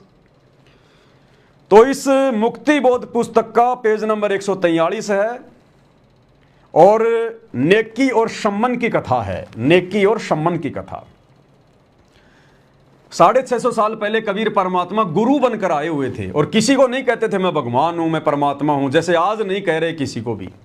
सबको ये कह रहे हैं मैं तो कबीर जी का भेजा हुआ दास हूं, उनका कुत्ता हूं, उनका गुलाम हूं, और बच्चों मुझे तो परमात्मा ने तुम्हारे लिए भेजा है। 650 साल पहले भी परमात्मा यही कहा करते थे स्वयं, लेकिन अपने आप को छुपाते हुए, गुरु की भूमिका करते हुए यही कहा करते थे। धर्मदास के आगे अपने आप को कितना छुपाया, हर किसी के सामने अपने आप को छुपाया। ऐसे ही परमात्मा नेकी सम्मन और सेवु के सामने अपने आप को छुपा रहे थे, और उनके गुरु बने हुए थे। और जब परमात्मा उनके घर पर गए उनकी परीक्षा के लिए, और जब परमेश्वर ने सारी प्रक्रिया को अंजाम दे दिया, सम्मन ने अपने बेटे की गर्दन भी काट दी, सुबह नेकी ने भोजन भंडारा भी तैयार कर दिया, सबने फिर भोजन भंडारा भी किया, परमात्मा ने सेव की कटी हुई गर्दन भी धड़ से जोड़ दी। उसके बाद की कुछ वाणियां हैं, और इन वाणियों में क्या कहा जा रहा है? नेकी कह रही है अपने पति से, गरीब बोहूं उतारूं आरता, गरीब बोहूं उतारूं आरता। और ये जो पलके हैं ना, पलकें, ये जो बाल हैं पलकें, कहते हैं ये पलकों के जो बाल हैं ना, इनसे अपने गुरुजी के ऊपर मैं चवर करूं। इतने प्यारे हैं हमारे गुरुजी, हमारे परमात्मा। गुरु इतना प्रिय होता है, इतना पूजनीय, इतना आदरणीय होता है। और नेकी संबंध से कह रही है कि अपने गुरुजी पे तो अपनी जान भी वार दे तो भी थोड़ा है। हम क्या कुछ ना कर दें अपने गुरुजी के लिए, उनको प्रसन्न करने के लिए। तो क्या कह रही है नेकी? ध्यान से पढ़िएगा, मुक्ति बोध पेज नंबर 143। और ये देखिएगा भाई और बहनों, गरीब बोहूं करी हूं आरता, पलकों चोर डुराए, सम्मन से नेकी कहे दो अपना शीस चढ़ाए। क्या कह रही है बहन नेकी अपने पति से? अपने गुरुजी के सम्मान के लिए, उनकी पूजा के लिए, उनको प्रसन्न करने के लिए। गरीबदास जी कह रहे हैं, गरीब बोहूं करी हूं आरती, अपने हाथों से अपने गुरुजी की आरती उतारूं, अपने गुरुजी का आरता करूं। बोहूं करी हूं आरता, आ गई ना, आरता उतारा जाता ना, आरती आरता। बोहूं उतारूं आरता, पलकों चौवर डुराए, और अपनी पलकों के बालों का मैं चवर बना के अपने गुरुजी के ऊपर डुराऊं। अरे नालायको, वर्तमान में तो हमने इतनी मेहनत करने की भी जरूरत नहीं है। अरे उस समय तो बहुत ज्यादा गरीब परिवार था बेचारा, खाने के भी दाने नहीं थे, वो चवर कहां से लाता, थाली कहां से लाता। और उस समय मोक्ष का प्राइम टाइम भी नहीं था, परमात्मा ने पूरा ज्ञान भी नहीं दिया था, पूरा भक्ति समाधान भी नहीं दिया था।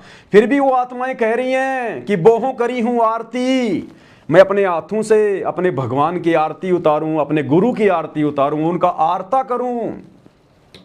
बोहों करी हूं आरता, और पलकों चवर डुराए, चोर यानी चवर, और पलकों से, पलकों के बाल उखाड़ उखाड़ के अपने गुरुजी के ऊपर मैं चवर करूं। मेरे गुरु इतने पूजनीय हैं, मेरे लिए इतने परमादरणीय हैं। अरे आज तो गुरुजी ने तुम्हारे लिए चवर की व्यवस्था करवा दी, चवर की व्यवस्था। आज गुरुजी ने तुम्हारे लिए थाल की व्यवस्था करवा दी, थाल की, दीपक की, घी की। उस समय तो बेचारे इतने गरीब थे, सेव सम्मन, घर में रोटी चौपड़ने को भी घी नहीं था। और आज परमात्मा ने सबको इतना शिक्षित कर दिया, सबको ऐसा काम धंधा दे दिया।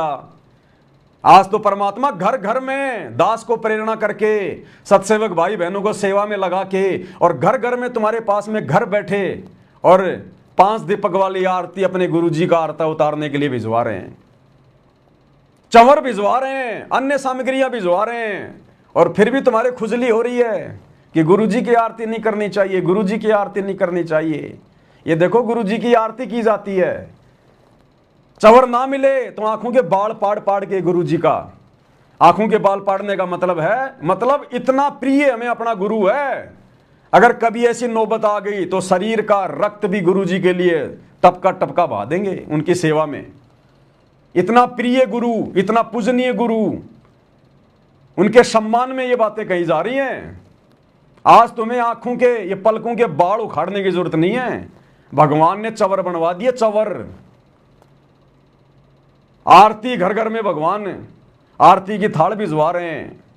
अब बताओ, फिर भी तुम्हारे गुरुजी की आरती उतारने में जोर आ रहा है, तो इससे बड़ा प्रमाण और क्या चाहिए मेरे भाई। अरे नेकी कह रही अपने पति से कि बोहूं करी हूं आरती, नैनो चवर डुराए। और गुरुजी आज घर पे आए हैं, गर्दन देव चढ़ाए। कर लो खुश परमात्मा को, आज इतना खुश किया जा सकता है। तो आज वो समय आ गया कलयुग की पिछली पीढ़ी का। इस समय तो भाई करनी पड़ेगी, अगर गुरु को प्रसन्न करना है तो। 650 साल पहले जब मोक्ष का समय नहीं था, पूरा ज्ञान नहीं था, पूरा समाधान नहीं था, उस समय भी आत्माएं अपने गुरुजी की आरती उतारने के लिए किस कदर तैयार थी। गरीबों करी हूं आरता, पलकों चोर डुराए, सम्मन से नेकी कहें दो अपना शीस चढ़ाए। अब बताओ और क्या प्रमाण चाहिए भाई। गुरुजी की आरती नहीं करनी चाहिए, गधों की आरती करोगे, पत्थरों की आरती करोगे, अपने बाप दादाओं की आरती उतारोगे, अब गुरुजी की नहीं उतारोगे तो अब भी तुम्हारे समझ में नहीं आ रही है ये गुरु कौन है, अब भी मानुष मानकर अपना जीवन बर्बादी की ओर लेके जा रहे हो। भैया पवन दास से राग द्वेष करने से टट्टू भी हाथ नहीं लगेगा, टट्टू भी, क्योंकि पवन दास किसी के साथ राग द्वेष नहीं करता। मैं जो बोलता हूं ना सच बोलता हूं और मुंह पे बोलता हूं, ठोक के बोलता हूं। सामने वाले को लगता है कि ये तो भैया अपनी भड़ास निकाल रहा है। भैया परमात्मा ने पाठ पढ़ा दिया, दास परमात्मा की वाणियों पे चलता है। कबीर खड़ा बाजार में ना काहूं से बैर, ना काहूं से दोस्ती, ना काहूं से बैर, कबीर खड़ा बाजार में मांगे सबकी खैर। गरीब एक शत्रु एक मित्र है, भूल पड़ी रे प्राण, यम की नगरी जाएगा शब्द हमारा मान। ये पवन दास किसी से राग द्वेष नहीं करता, लेकिन सच को तो सच कहूंगा भाई। अगर कल को गुरुजी का लड़का, गुरुजी की लड़की, गुरुजी का भाई मेरे को रास्ते में मिल जाएं, तो मैं तो भैया अपनी तरफ से झुक के सच्चाई भी करूंगा, गले मिलेंगे तो गले भी मिलूंगा। मुझे कोई राग द्वेष नहीं है। वो चाहे मुझे अपना शत्रु समझे, वो उनकी कमजोरी। कल को ये दर्शन दास मुझे कहीं खड़ा दिख गया, मैं तो प्यार से सच्चाई बोलूंगा। लेकिन प्यार से सच्चाई बोलने का मतलब ये थोड़ी है कि कल को अगर वो कोई गलती करेगा तो मैं चुपचाप रहूंगा, जैसे कि वो दर्शन दास चुपचाप बैठ के और चुपचाप सारा तमाशा देख रहा है। रोहतक में संगत की ऐसी तैसी कर दी गई, परशुराम की जयंती मनवा दी गई और एक शब्द अपने मुंह से नहीं निकाल रहा। तो ये पवन दास ऐसा काम नहीं करता भाई। पवन दास के लिए तो सब बराबर हैं, घर वाले रबार वाले। जो परमेश्वर के अध्यात्म में गलती करेगा, भक्ति मार्ग में गलती करेगा, जिस गलती से संगत का नुकसान होना हो, परमेश्वर के मिशन में दिक्कत आनी हो, भाई वहां तो पवन दास ठोक के बोलेगा, चाहे दर्शन दास हो चाहे परशुराम हो। बाकी राग द्वेष हमारा किसी से नहीं है। राग द्वेष करके तो हम पारी नहीं हो पाएंगे। क्या हमें पता नहीं इस बात का? क्या ये गलती हम करेंगे क्या? जैसे हमारे गुरुदेव भगवान हैं, सब उनके बेटा बेटी हैं, लेकिन गुरुजी जब खाल उतारते हैं नकली संतों की तो कितनी भयंकर उतारते हैं। और फिर गुरुजी कह देते हैं कि मैं तो उनका दास हूं, उनका नौकर हूं, मुझे तो छोटा सा व्यक्ति समझ कर आ जाओ, मेरे सत्संग सुन लो। और जब खाल उतारने का समय आता है तो गुरुजी ढंग से उतारते हैं कि काल के दूत पाखंडी, समाज का कर दिया बेड़ा गर्ग, नरक में जाके गिरेंगे, गधे कुत्ते बनेंगे अगले जन्म में, परमात्मा के दुश्मन। ये भी गुरुजी बोलते हैं। तो भाई हम तो अपने गुरुजी के पद चिन्हों पे चलते हैं। हमारा किसी से राग द्वेष बैर भाव नहीं है। अगर हम राग द्वेष करके वैर भाव करके अगर ये वीडियो बनाते तो इस पवन दास को परमात्मा इतना लंबा नहीं चलाता, कब का नीचे गिर जाता, कब का।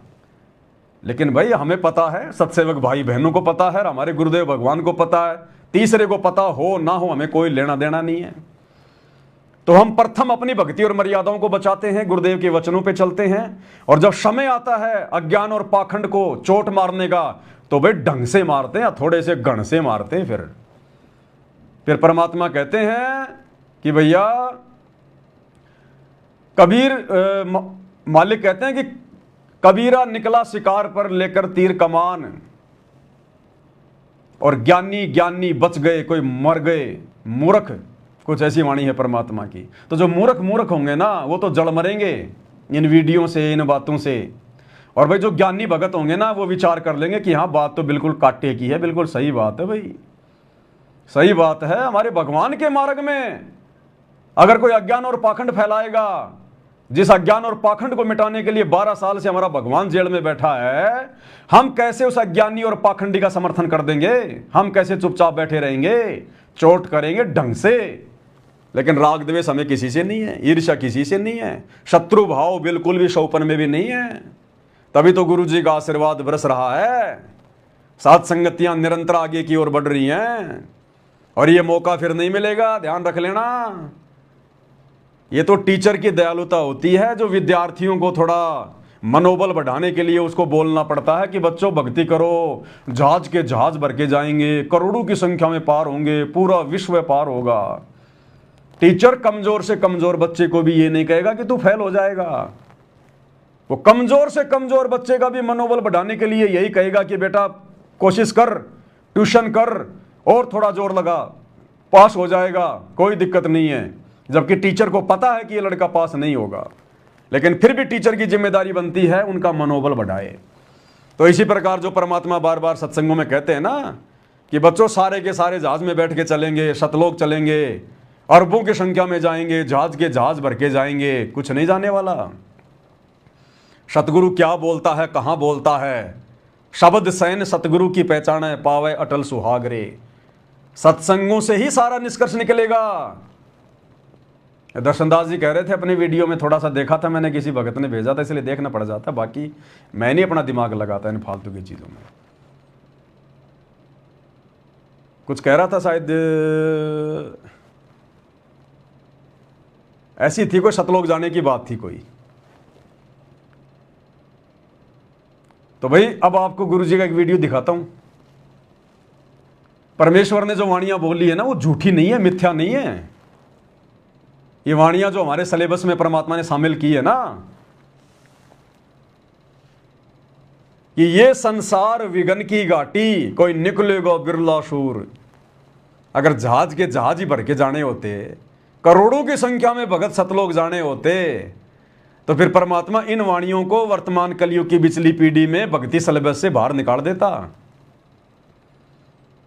ये वाणी शामिल करने की जरूरत नहीं थी कि ये संसार विघन की घाटी, कोई निकलेगा बिरला सूर। बिरला क्यों जाएगा भाई? जब गुरुजी कह रहे पूरा विश्व पार होगा तो सारे ना बिरले हो गए, करोड़ों की संख्या में जाएंगे, जहाज के जहाज भर के जाएंगे। तो परमात्मा का जहाज तो इतना बड़ा है, चाहे कितने बैठा दो, पूरी पृथ्वी आ जाएगी, किस ब्रह्मांड आ जाए उसके जहाज में। तो फिर ये क्यों कह रहे हैं गुरुजी ये संसार विघन की घाटी, कोई निकलेगा बिरला सूर?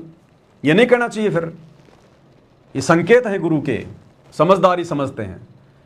फिर परमात्मा कहते हैं दास गरीब कह नरलोई, सतगुरु को चिन्ह बिरला कोई। कि जब सतगुरु धरती पर आएगा, वो कबीर भगवान गुरु बन के जैसे वर्तमान में आए हुए हैं, कहते हैं उसको कोई बिरला ही पहचान पाएगा। इसलिए मालिक कहते हैं ये संसार विघन की घाटी, कोई निकलेगा बिरला शूर। और वो बिरले परमात्मा ने सात संगति में रख दिए छांट के। अब उन बिरलों की भी परीक्षा चल रही है, हाई लेवल की परीक्षा। ये सात संगति की बातें समझना, सात संगति की बातों को हजम करना, ये अरे गहरे नथु बैरों के बस की बात नहीं है। इसलिए तो सात संगति से जुड़कर भी नहीं टिक पाते, नियम मर्यादाओं में नहीं रह पाते, और अंत में सात संगतियों से उनको भागना पड़ता है कोई न कोई बहाना बना के। क्योंकि ये ट्रेनिंग सेंटर है, ट्रेनिंग सेंटर। इसी सात संगति में वही टिकेगा जो सूरमा होगा, जिसने इसी जन्म में सतलोक जाना होगा। तो गरीबदास जी कह रहे हैं ये दास गरीब कह नरलोई, और साहिब चीन बिरला कोई। सतगुरु को चीन यानी पहचान बिरला कोई। खोकापुर में काग मिले दिन दोई रे, अरबों में कोई हंस हमारा होई रे। क्यों भाई? पूरा विश्व पार होगा ना, फिर अरबों में परमात्मा कहते हैं कोई कोई हमारा अंश होगा। भाई और बहनों, सत्संग से ही हर प्रकार की शंकाओं का समाधान होता है।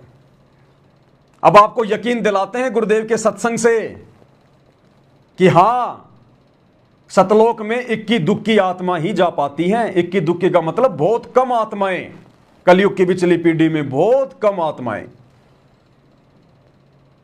बहुत कम आत्माओं का नसीब होता है जो अपने गुरु के साथ उनके जहाज में बैठ के जा पाती हैं सतलोक में। गुरु जी का सत्संग क्लियर करेगा। ये सत्संग है पूज्य गुरुदेव भगवान का। इसमें गुरुदेव भगवान आदरणीय गरीबदास जी का जिक्र कर रहे हैं कि कैसे कबीर परमात्मा गरीबदास जी को मिले, फिर उनको सतलोक लेकर गए, सारे ब्रह्मांड दिखाए। और जब गरीबदास जी सतलोक की आत्माओं के साथ में खेलने कूदने लगे, उनसे मिलने लगे, तो सतलोक वाली आत्माओं ने, सतलोक के हंसों ने क्या कहा? ध्यान से सुनना। सतलोक के हंस कहने लगे कि भाई ये परमात्मा हर बार जाता है, लेकिन इसकी कोई सुनता ही नहीं। पहले सत्संग सुन लो परमात्मा को, फिर आपको निष्कर्ष निकाल के बताएंगे क्या कह रहे हैं गुरुदेव।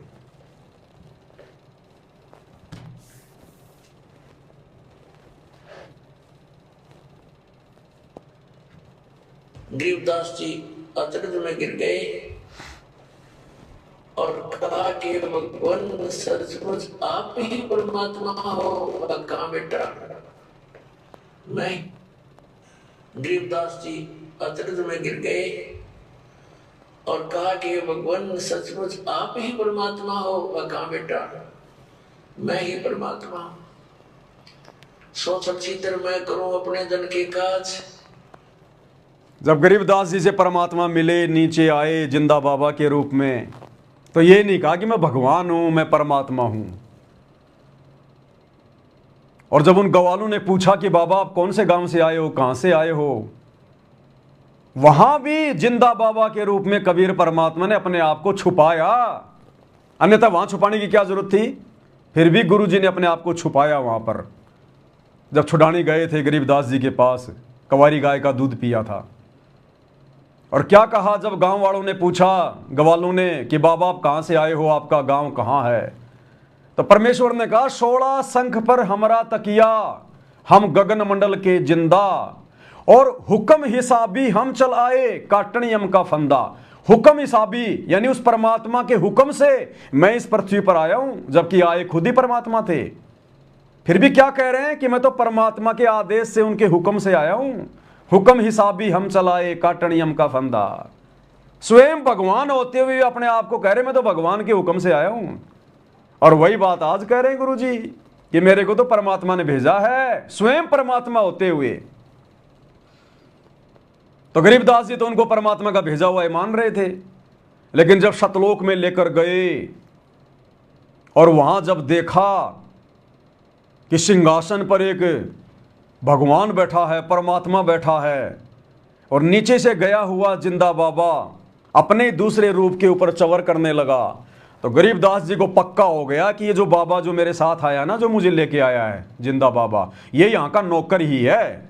जो कह रहा था ना हुक्म हिसाबी हम चलाए, तो ये तो वास्तव में यहाँ का नौकर ही है। भगवान तो ये बैठा सामने, जिसके ऊपर ये जिंदा बाबा भी चवर कर रहा है। इतने में वो परमात्मा जिसको गरीबदास जी भगवान समझ रहे थे वो खड़ा हुआ, और वो जिंदा बाबा जो नीचे से गया था, जिसको गरीबदास जी नौकर समझ रहे थे भगवान का, वो सिंहासन पर बैठ गया, परमात्मा वाले सिंहासन पर। और वो पहले वाला जो भगवान समझ रहा था गरीबदास जी, वो चवर करने लगा जिंदा बाबा पे। तो गरीबदास जी तो बिल्कुल ऐसे हो गए कि यार ये क्या हुआ, अरे ये भगवान अपने नौकर पे चवर क्यों कर रहा है। इतना सोच ही रहे थे कि वो पहले से सिंहासन पर बैठा हुआ परमात्मा जो बाद में चवर कर रहा था, नीचे से गए हुए जिंदा बाबा रूप में उस कबीर परमात्मा में समा गया। अकेला जिंदा बाबा रह गया, अनंत करोड़ उस सिंहासन के ऊपर, अकेले जिंदा बाबा, और चवर अपने आप हो रहा है। तब गरीबदास जी को यकीन हुआ कि ये तो खुद ही परमात्मा है, खुद ही भगवान है। तो नालायकों, हमें ये उदाहरण गुरुजी ने क्यों समझाए? क्या हमने भी सतलोक में जाकर ही ये निर्णय करना पड़ेगा कि हमारे गुरुजी कोई नौकर हैं या क्या है, या स्वयं परमात्मा है? क्या वहां जाकर आंखें खोलोगे? वहां तक तो पहुंच भी नहीं पाओगे। उन आत्माओं को तो परमात्मा ने अपना गवाह बनाना था। आप और हम तो त्रिकुटी पर भी नहीं पहुंच पाएंगे अगर अपने गुरु को परमात्मा मान के अगर इसी प्रकार से उनकी बदनामी करवाते रहे, तो इन रैलियों में धक्के खाते रहे। तो गरीबदास जी को पक्का यकीन हो गया कि ये जिंदा बाबा ही भगवान है। फिर परमात्मा ने सतलोक में घुमाया उनको। फिर गरीबदास जी सतलोक की आत्माओं के साथ में घूमने लगे। फिर उन आत्माओं ने क्या कहा, वो है मेन पॉइंट जो अभी आपको सुनाएंगे। तो गरीबदास जी ने वहां के देखे सब वो नजारे, वो समुद्र और वो भरे हुए दूधों और दहियों के माट, वो सरोवर देखे, फलदार वृक्ष देखे, और वहां का वातावरण देखा। कहा भगवान अब मुझे यही रख लो आपके बच्चे को। वहां के वो सब भक्त जो हंस वहां पर रहते हैं उनसे मिले। कबीर साहब ने फिर उनको सृष्टि रचना सुनाई। उन अन्य जो वहां रहते हैं हम पुण्यात्मा, उन्होंने बताया कि ऐसे ऐसे जो यहाँ से चले गए उन्होंने ये गलती की थी और उसका दंड देखो कहाँ भोगना पड़ रहा है। परमात्मा जाते हैं कोई सुनता नहीं, परमात्मा जाते हैं कोई सुनता नहीं, परमात्मा जाते हैं कोई सुनता नहीं, परमात्मा जाते हैं कोई सुनता नहीं। सतलोक की हंस आत्माओं ने क्या कहा गरीबदास जी को कि परमात्मा जाते हैं लेकिन कोई सुनता नहीं। उन सतलोक की आत्माओं को यह शब्द कहने की क्या आवश्यकता पड़ी गरीबदास जी को कि भाई परमात्मा जाते हैं उस गंदे लोक में लेकिन कोई सुनता नहीं। अगर सतलोक में नीचे से हवाई जहाज भर भर के भक्तों के जाते अगर करोड़ों अरबों भगत नीचे से पार होके सतलोक जाते, पूरा विश्व पार होकर सतलोक जाता, तो वहां की आत्माओं को तो सब पता है।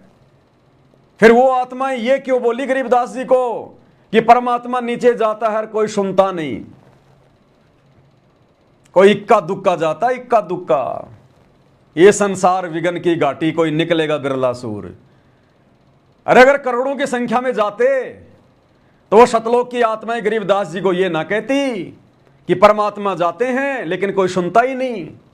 अगर जहाज के जहाज भर के जाते सतलोक में इस काल के लोग से भक्तों के, तो वो तो कह देते कि गरीबदास जी बहुत अच्छा हुआ तू आ गया, देख और भी भाई बहन जहाज के जहाज भर के आ रहे हैं, जब भी परमात्मा जाते हैं जहाज के जहाज भर के लाते हैं।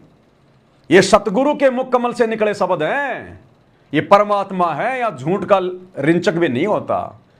जो कह रहे हैं आंखों देखी कहते हैं परमात्मा। एक एक शब्द सतगुरु का परम सत्य होता है। तो सतगुरु यहां पर हम जीव आत्माओं का मनोबल बढ़ाने के लिए ये बातें बोलते हैं कि बच्चों भक्ति करो, सारे पार होंगे, सारे पार होंगे, जहाज के जहाज भर के जाएंगे, करोड़ों करोड़ों जाएंगे, पूरा विश्व पार होगा। तो हम लोग भक्ति पे लगे रहे कि भाई अब की बार तो नंबर आ ही जाएगा। अगर इसी प्रकार से जहाज के जहाज भर के जाते सतलोक में, तो उन आत्माओं को तो दिव्य दृष्टि प्राप्त है, सतलोक की अंश आत्माओं को।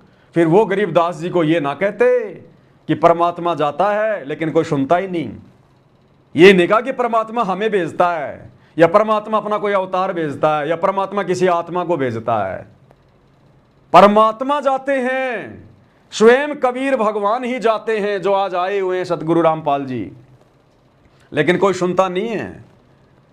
थोड़ी बहुत आत्माएं, चंद आत्माएं इस कलयुग की पिछली पीढ़ी में सुनती हैं। अब आप देख लो, आपकी आंखों के सामने है।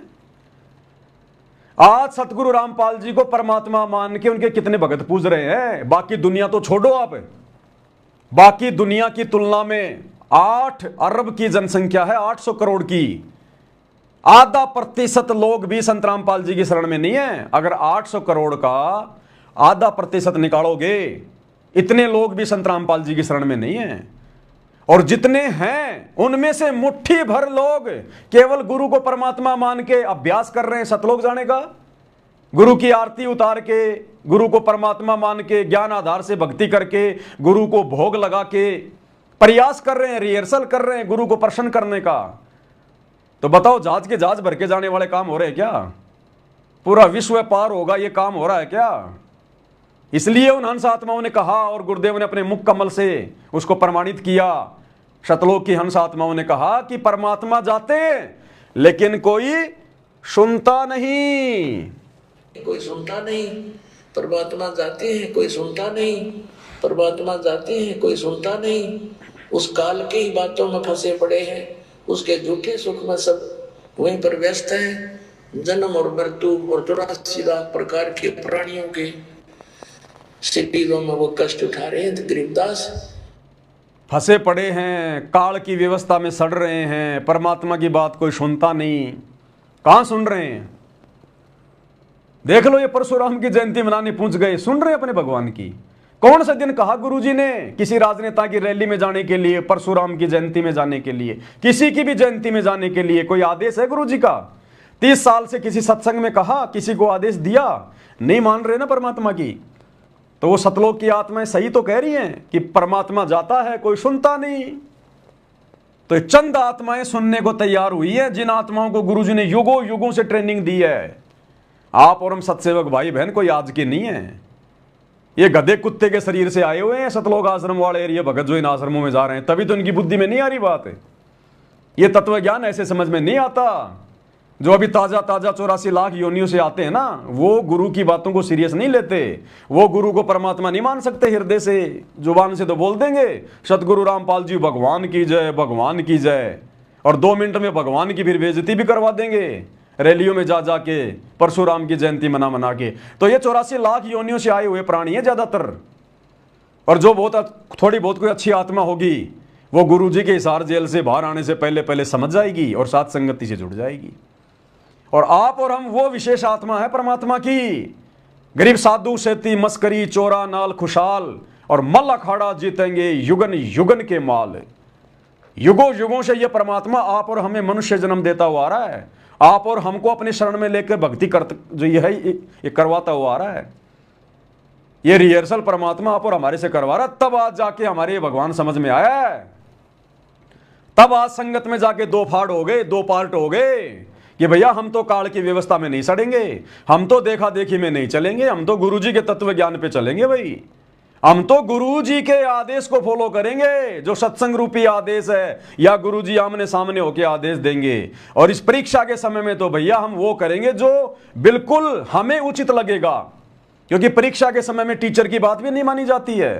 ना ना ना ना ना, अरे परीक्षा के समय में विद्यार्थी को छूट होती है, वो बाध्य नहीं होता अपने गुरु की बात मानने के लिए। परीक्षा में सवाल आ गया भारत की राजधानी लिखो, और 4 ऑप्शन है, दिल्ली, बंबई, आगरा, मथुरा, और उस बच्चे को पता है कि भारत की राजधानी नई दिल्ली है, मुझे नई दिल्ली लिखना है। और वही टीचर जो उसको साल भर से पढ़ा रहा है, और वो टीचर कहे कि बेटा भारत की राजधानी लिख दे आगरा। अब मुझे ये बता दो, वो बच्चा आगरा लिखेगा क्या, जिसने साल भर ये पढ़ा कि भारत की राजधानी नई दिल्ली? उस टीचर के कहने से भी वो परीक्षा में आगरा नहीं लिखेगा, उसको पता कि फेल हो जाऊंगा। परीक्षा के समय में टीचर की बातें मानने के लिए मैं बाध्य नहीं हूं। तो ये 2014 बरवाला कांड से लेकर जब तक गुरुजी सार जेल से बाहर नहीं आते, तब तक हम भक्तों की परीक्षा का समय है। अब इस परीक्षा के समय में गुरुजी चाहे हम कितने उल्टे सीधे आदेश क्यों ना दें, किसी के माध्यम से भी क्यों ना दें, हमने केवल उन्हीं आदेशों को फॉलो करना है जो आदेश गुरुजी ने हमें पढ़ाई पढ़ाते समय दिए थे, हमें सत्संगों में दिए, नित्य नियम में दिए।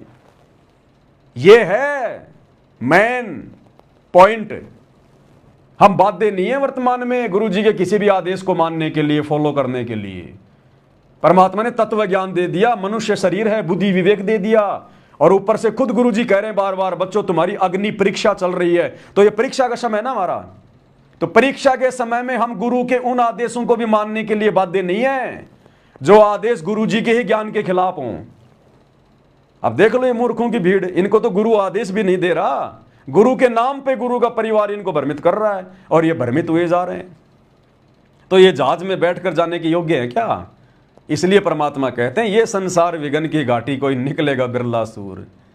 तो ये रिहर्सल तो सत्सयुगों की हो रही है, सतलोक जाने की। तो भाई और बहनों, ये अज्ञान और पाखंड के ऊपर इसी प्रकार से प्रहार होता रहेगा जब तक गुरुदेव भगवान मार्गदर्शन करते रहेंगे, सद्बुद्धि देते रहेंगे। और जब जब ऐसी घटनाएं संगत में आएंगी जो गुरुदेव के भक्ति विधान के खिलाफ होंगी, मर्यादाओं के विपरीत होंगी, तो भैया हम सत्सेवक चुप नहीं बैठ सकते। जब तक हमारी श्वासें हैं, गुरुदेव का आशीर्वाद है, हम इसी प्रकार से डंके की चोट पर उन काले चेहरों को उजागर करते रहेंगे जो काल की गोद में बैठकर सतगुरु की बदनामी का कारण बने हुए हैं। और इसीलिए परमात्मा ने अपन एक शब्द में ये बातें कही है।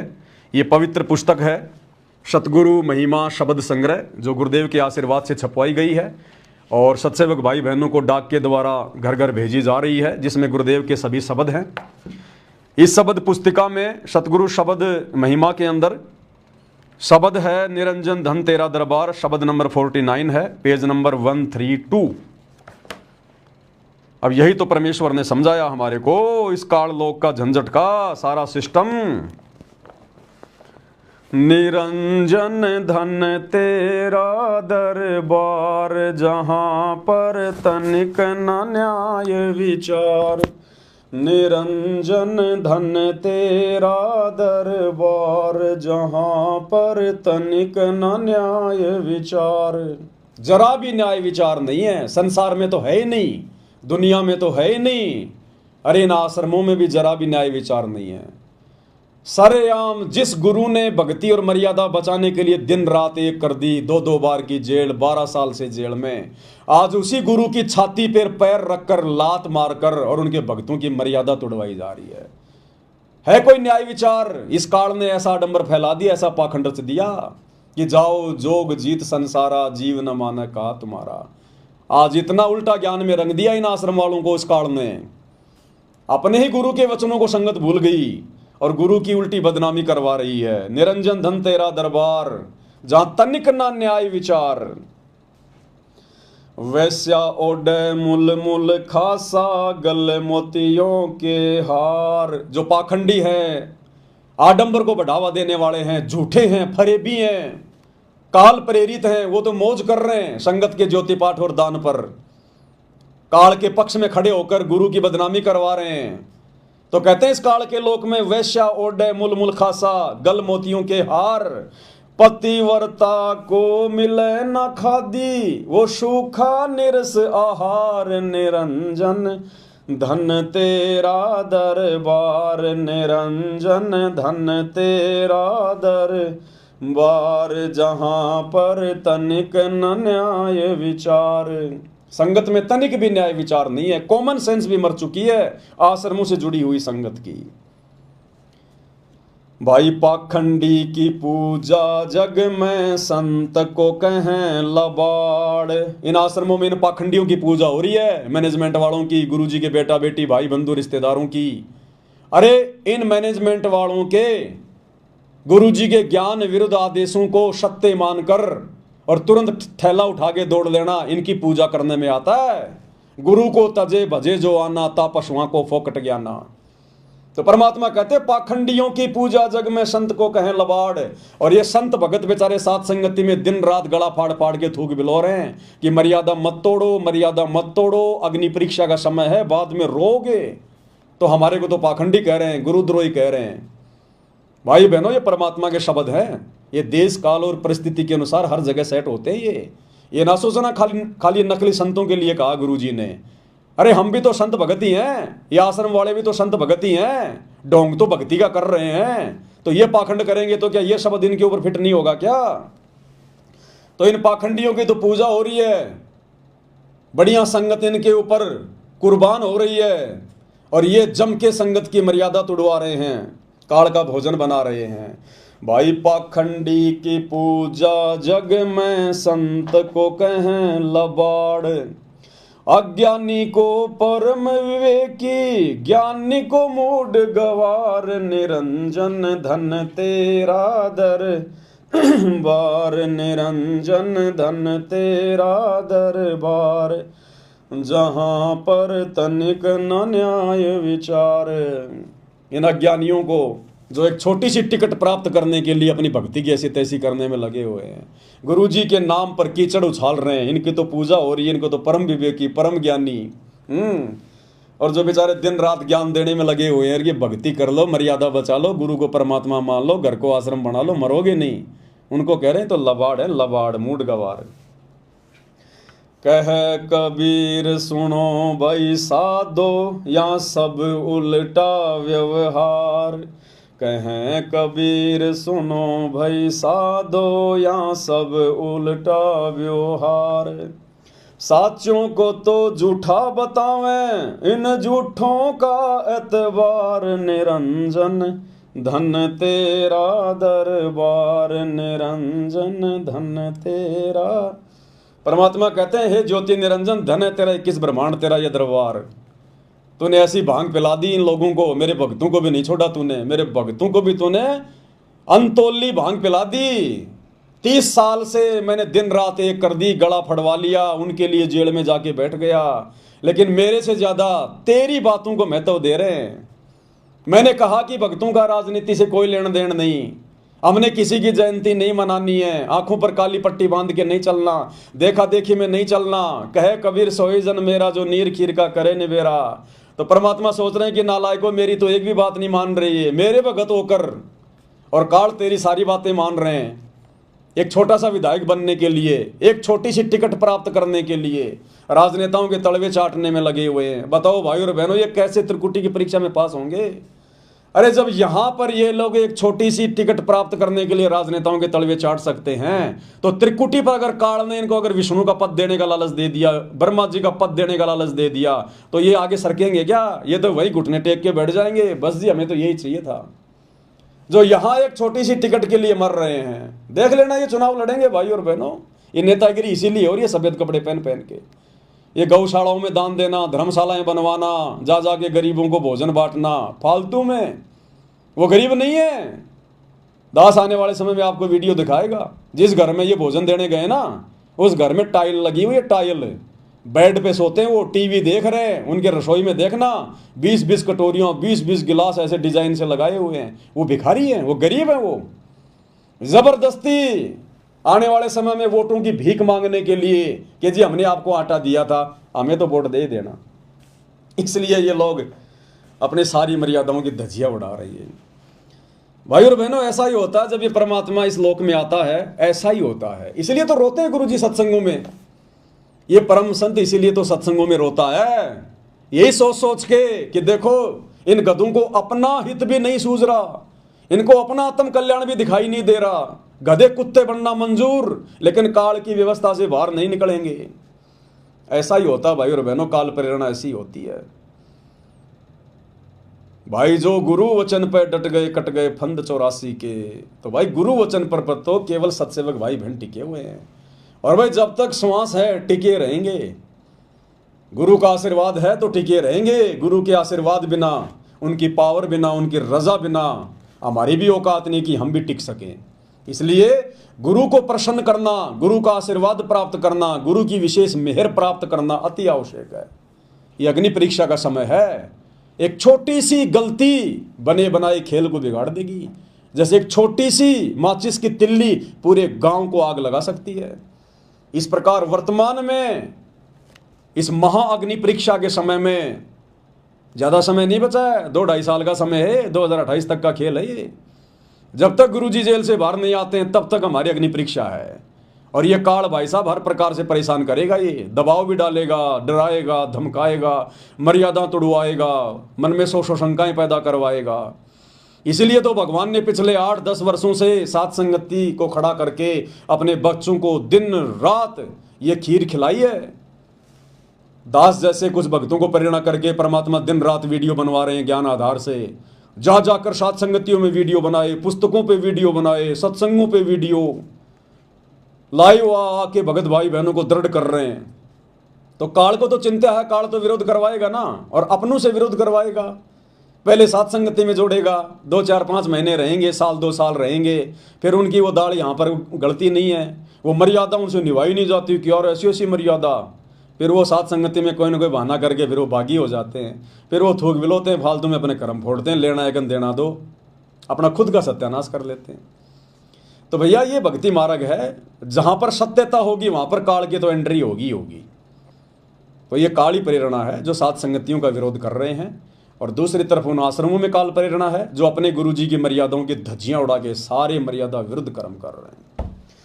तो भाई और बहनों, परमात्मा आप और हम सबको सद्बुद्धि दें, आशीर्वाद दें, हमारा मार्गदर्शन करें। हम अपने गुरुदेव भगवान के सिवा कुछ ना सोचें। द्वार धनी के पड़ा रहे, धक्का धनी के खाए, 100 काल जल जोरी पर द्वार छोड़ ना जाए। आप और हमारी अंतिम कोशिश ये होनी चाहिए कि परमेश्वर सुई के नोक जितना भी हम आपके चरणों से दूर ना हो जाएं। ये परमात्मा हम आपके भरोसे हैं, आपके आश्रय हैं परमेश्वर। हमारा अपना कुछ नहीं है, आगे पीछे दाएं बाएं ऊपर नीचे, ना हमारा कोई रिश्तेदार है, ना हमारा कोई परिवार है। हम तो रोज भगवान से कहते हैं कि सुख संपत्ति परिवार धन और सुंदर नारी हो, सपने में इच्छा नहीं करूं, गुरु आण तुम्हारी हो। केवल परमात्मा आप ही चाहिए, केवल आप ही से उम्मीद है, आप ही हमारा सहारा हो। मुझे यहाँ का कोई सुख नहीं चाहिए, ये परिवार भी नहीं चाहिए, झूठा परिवार, और ये धन दौलत नहीं चाहिए। सुख संपत्ति परिवार धन और सुंदर नारी हो, सपने में इच्छा नहीं करूं, गुरु आण तुम्हारी हो। तुम्हारी सौगंध है गुरु जी, तब कहीं जाकर बचेंगे। हर प्रकार से अपने आप को गुरु जी को समर्पित करके चलना पड़ेगा इस महाअग्नि परीक्षा के समय में, नहीं तो बनी बनाई बात पे पानी फेर देगा ये काल एक झटके में। तो भाई और बहनों, दृढ़ रहने की आवश्यकता है परमात्मा पे विश्वास करके। तो गुरुदेव भगवान के आशीर्वाद से आज के वीडियो में केवल इतना ही। फिर परमात्मा प्रेरणा करेंगे, दास उनका नौकर आपकी सेवा में हाजिर होगा। तब तक गुरुदेव भगवान हम सबको आशीर्वाद दें, आज्ञा दें, सद्बुद्धि दें, हमारा मार्गदर्शन करें। बंदी छोड़ सतगुरु रामपाल जी परमेश्वर जी की जय हो।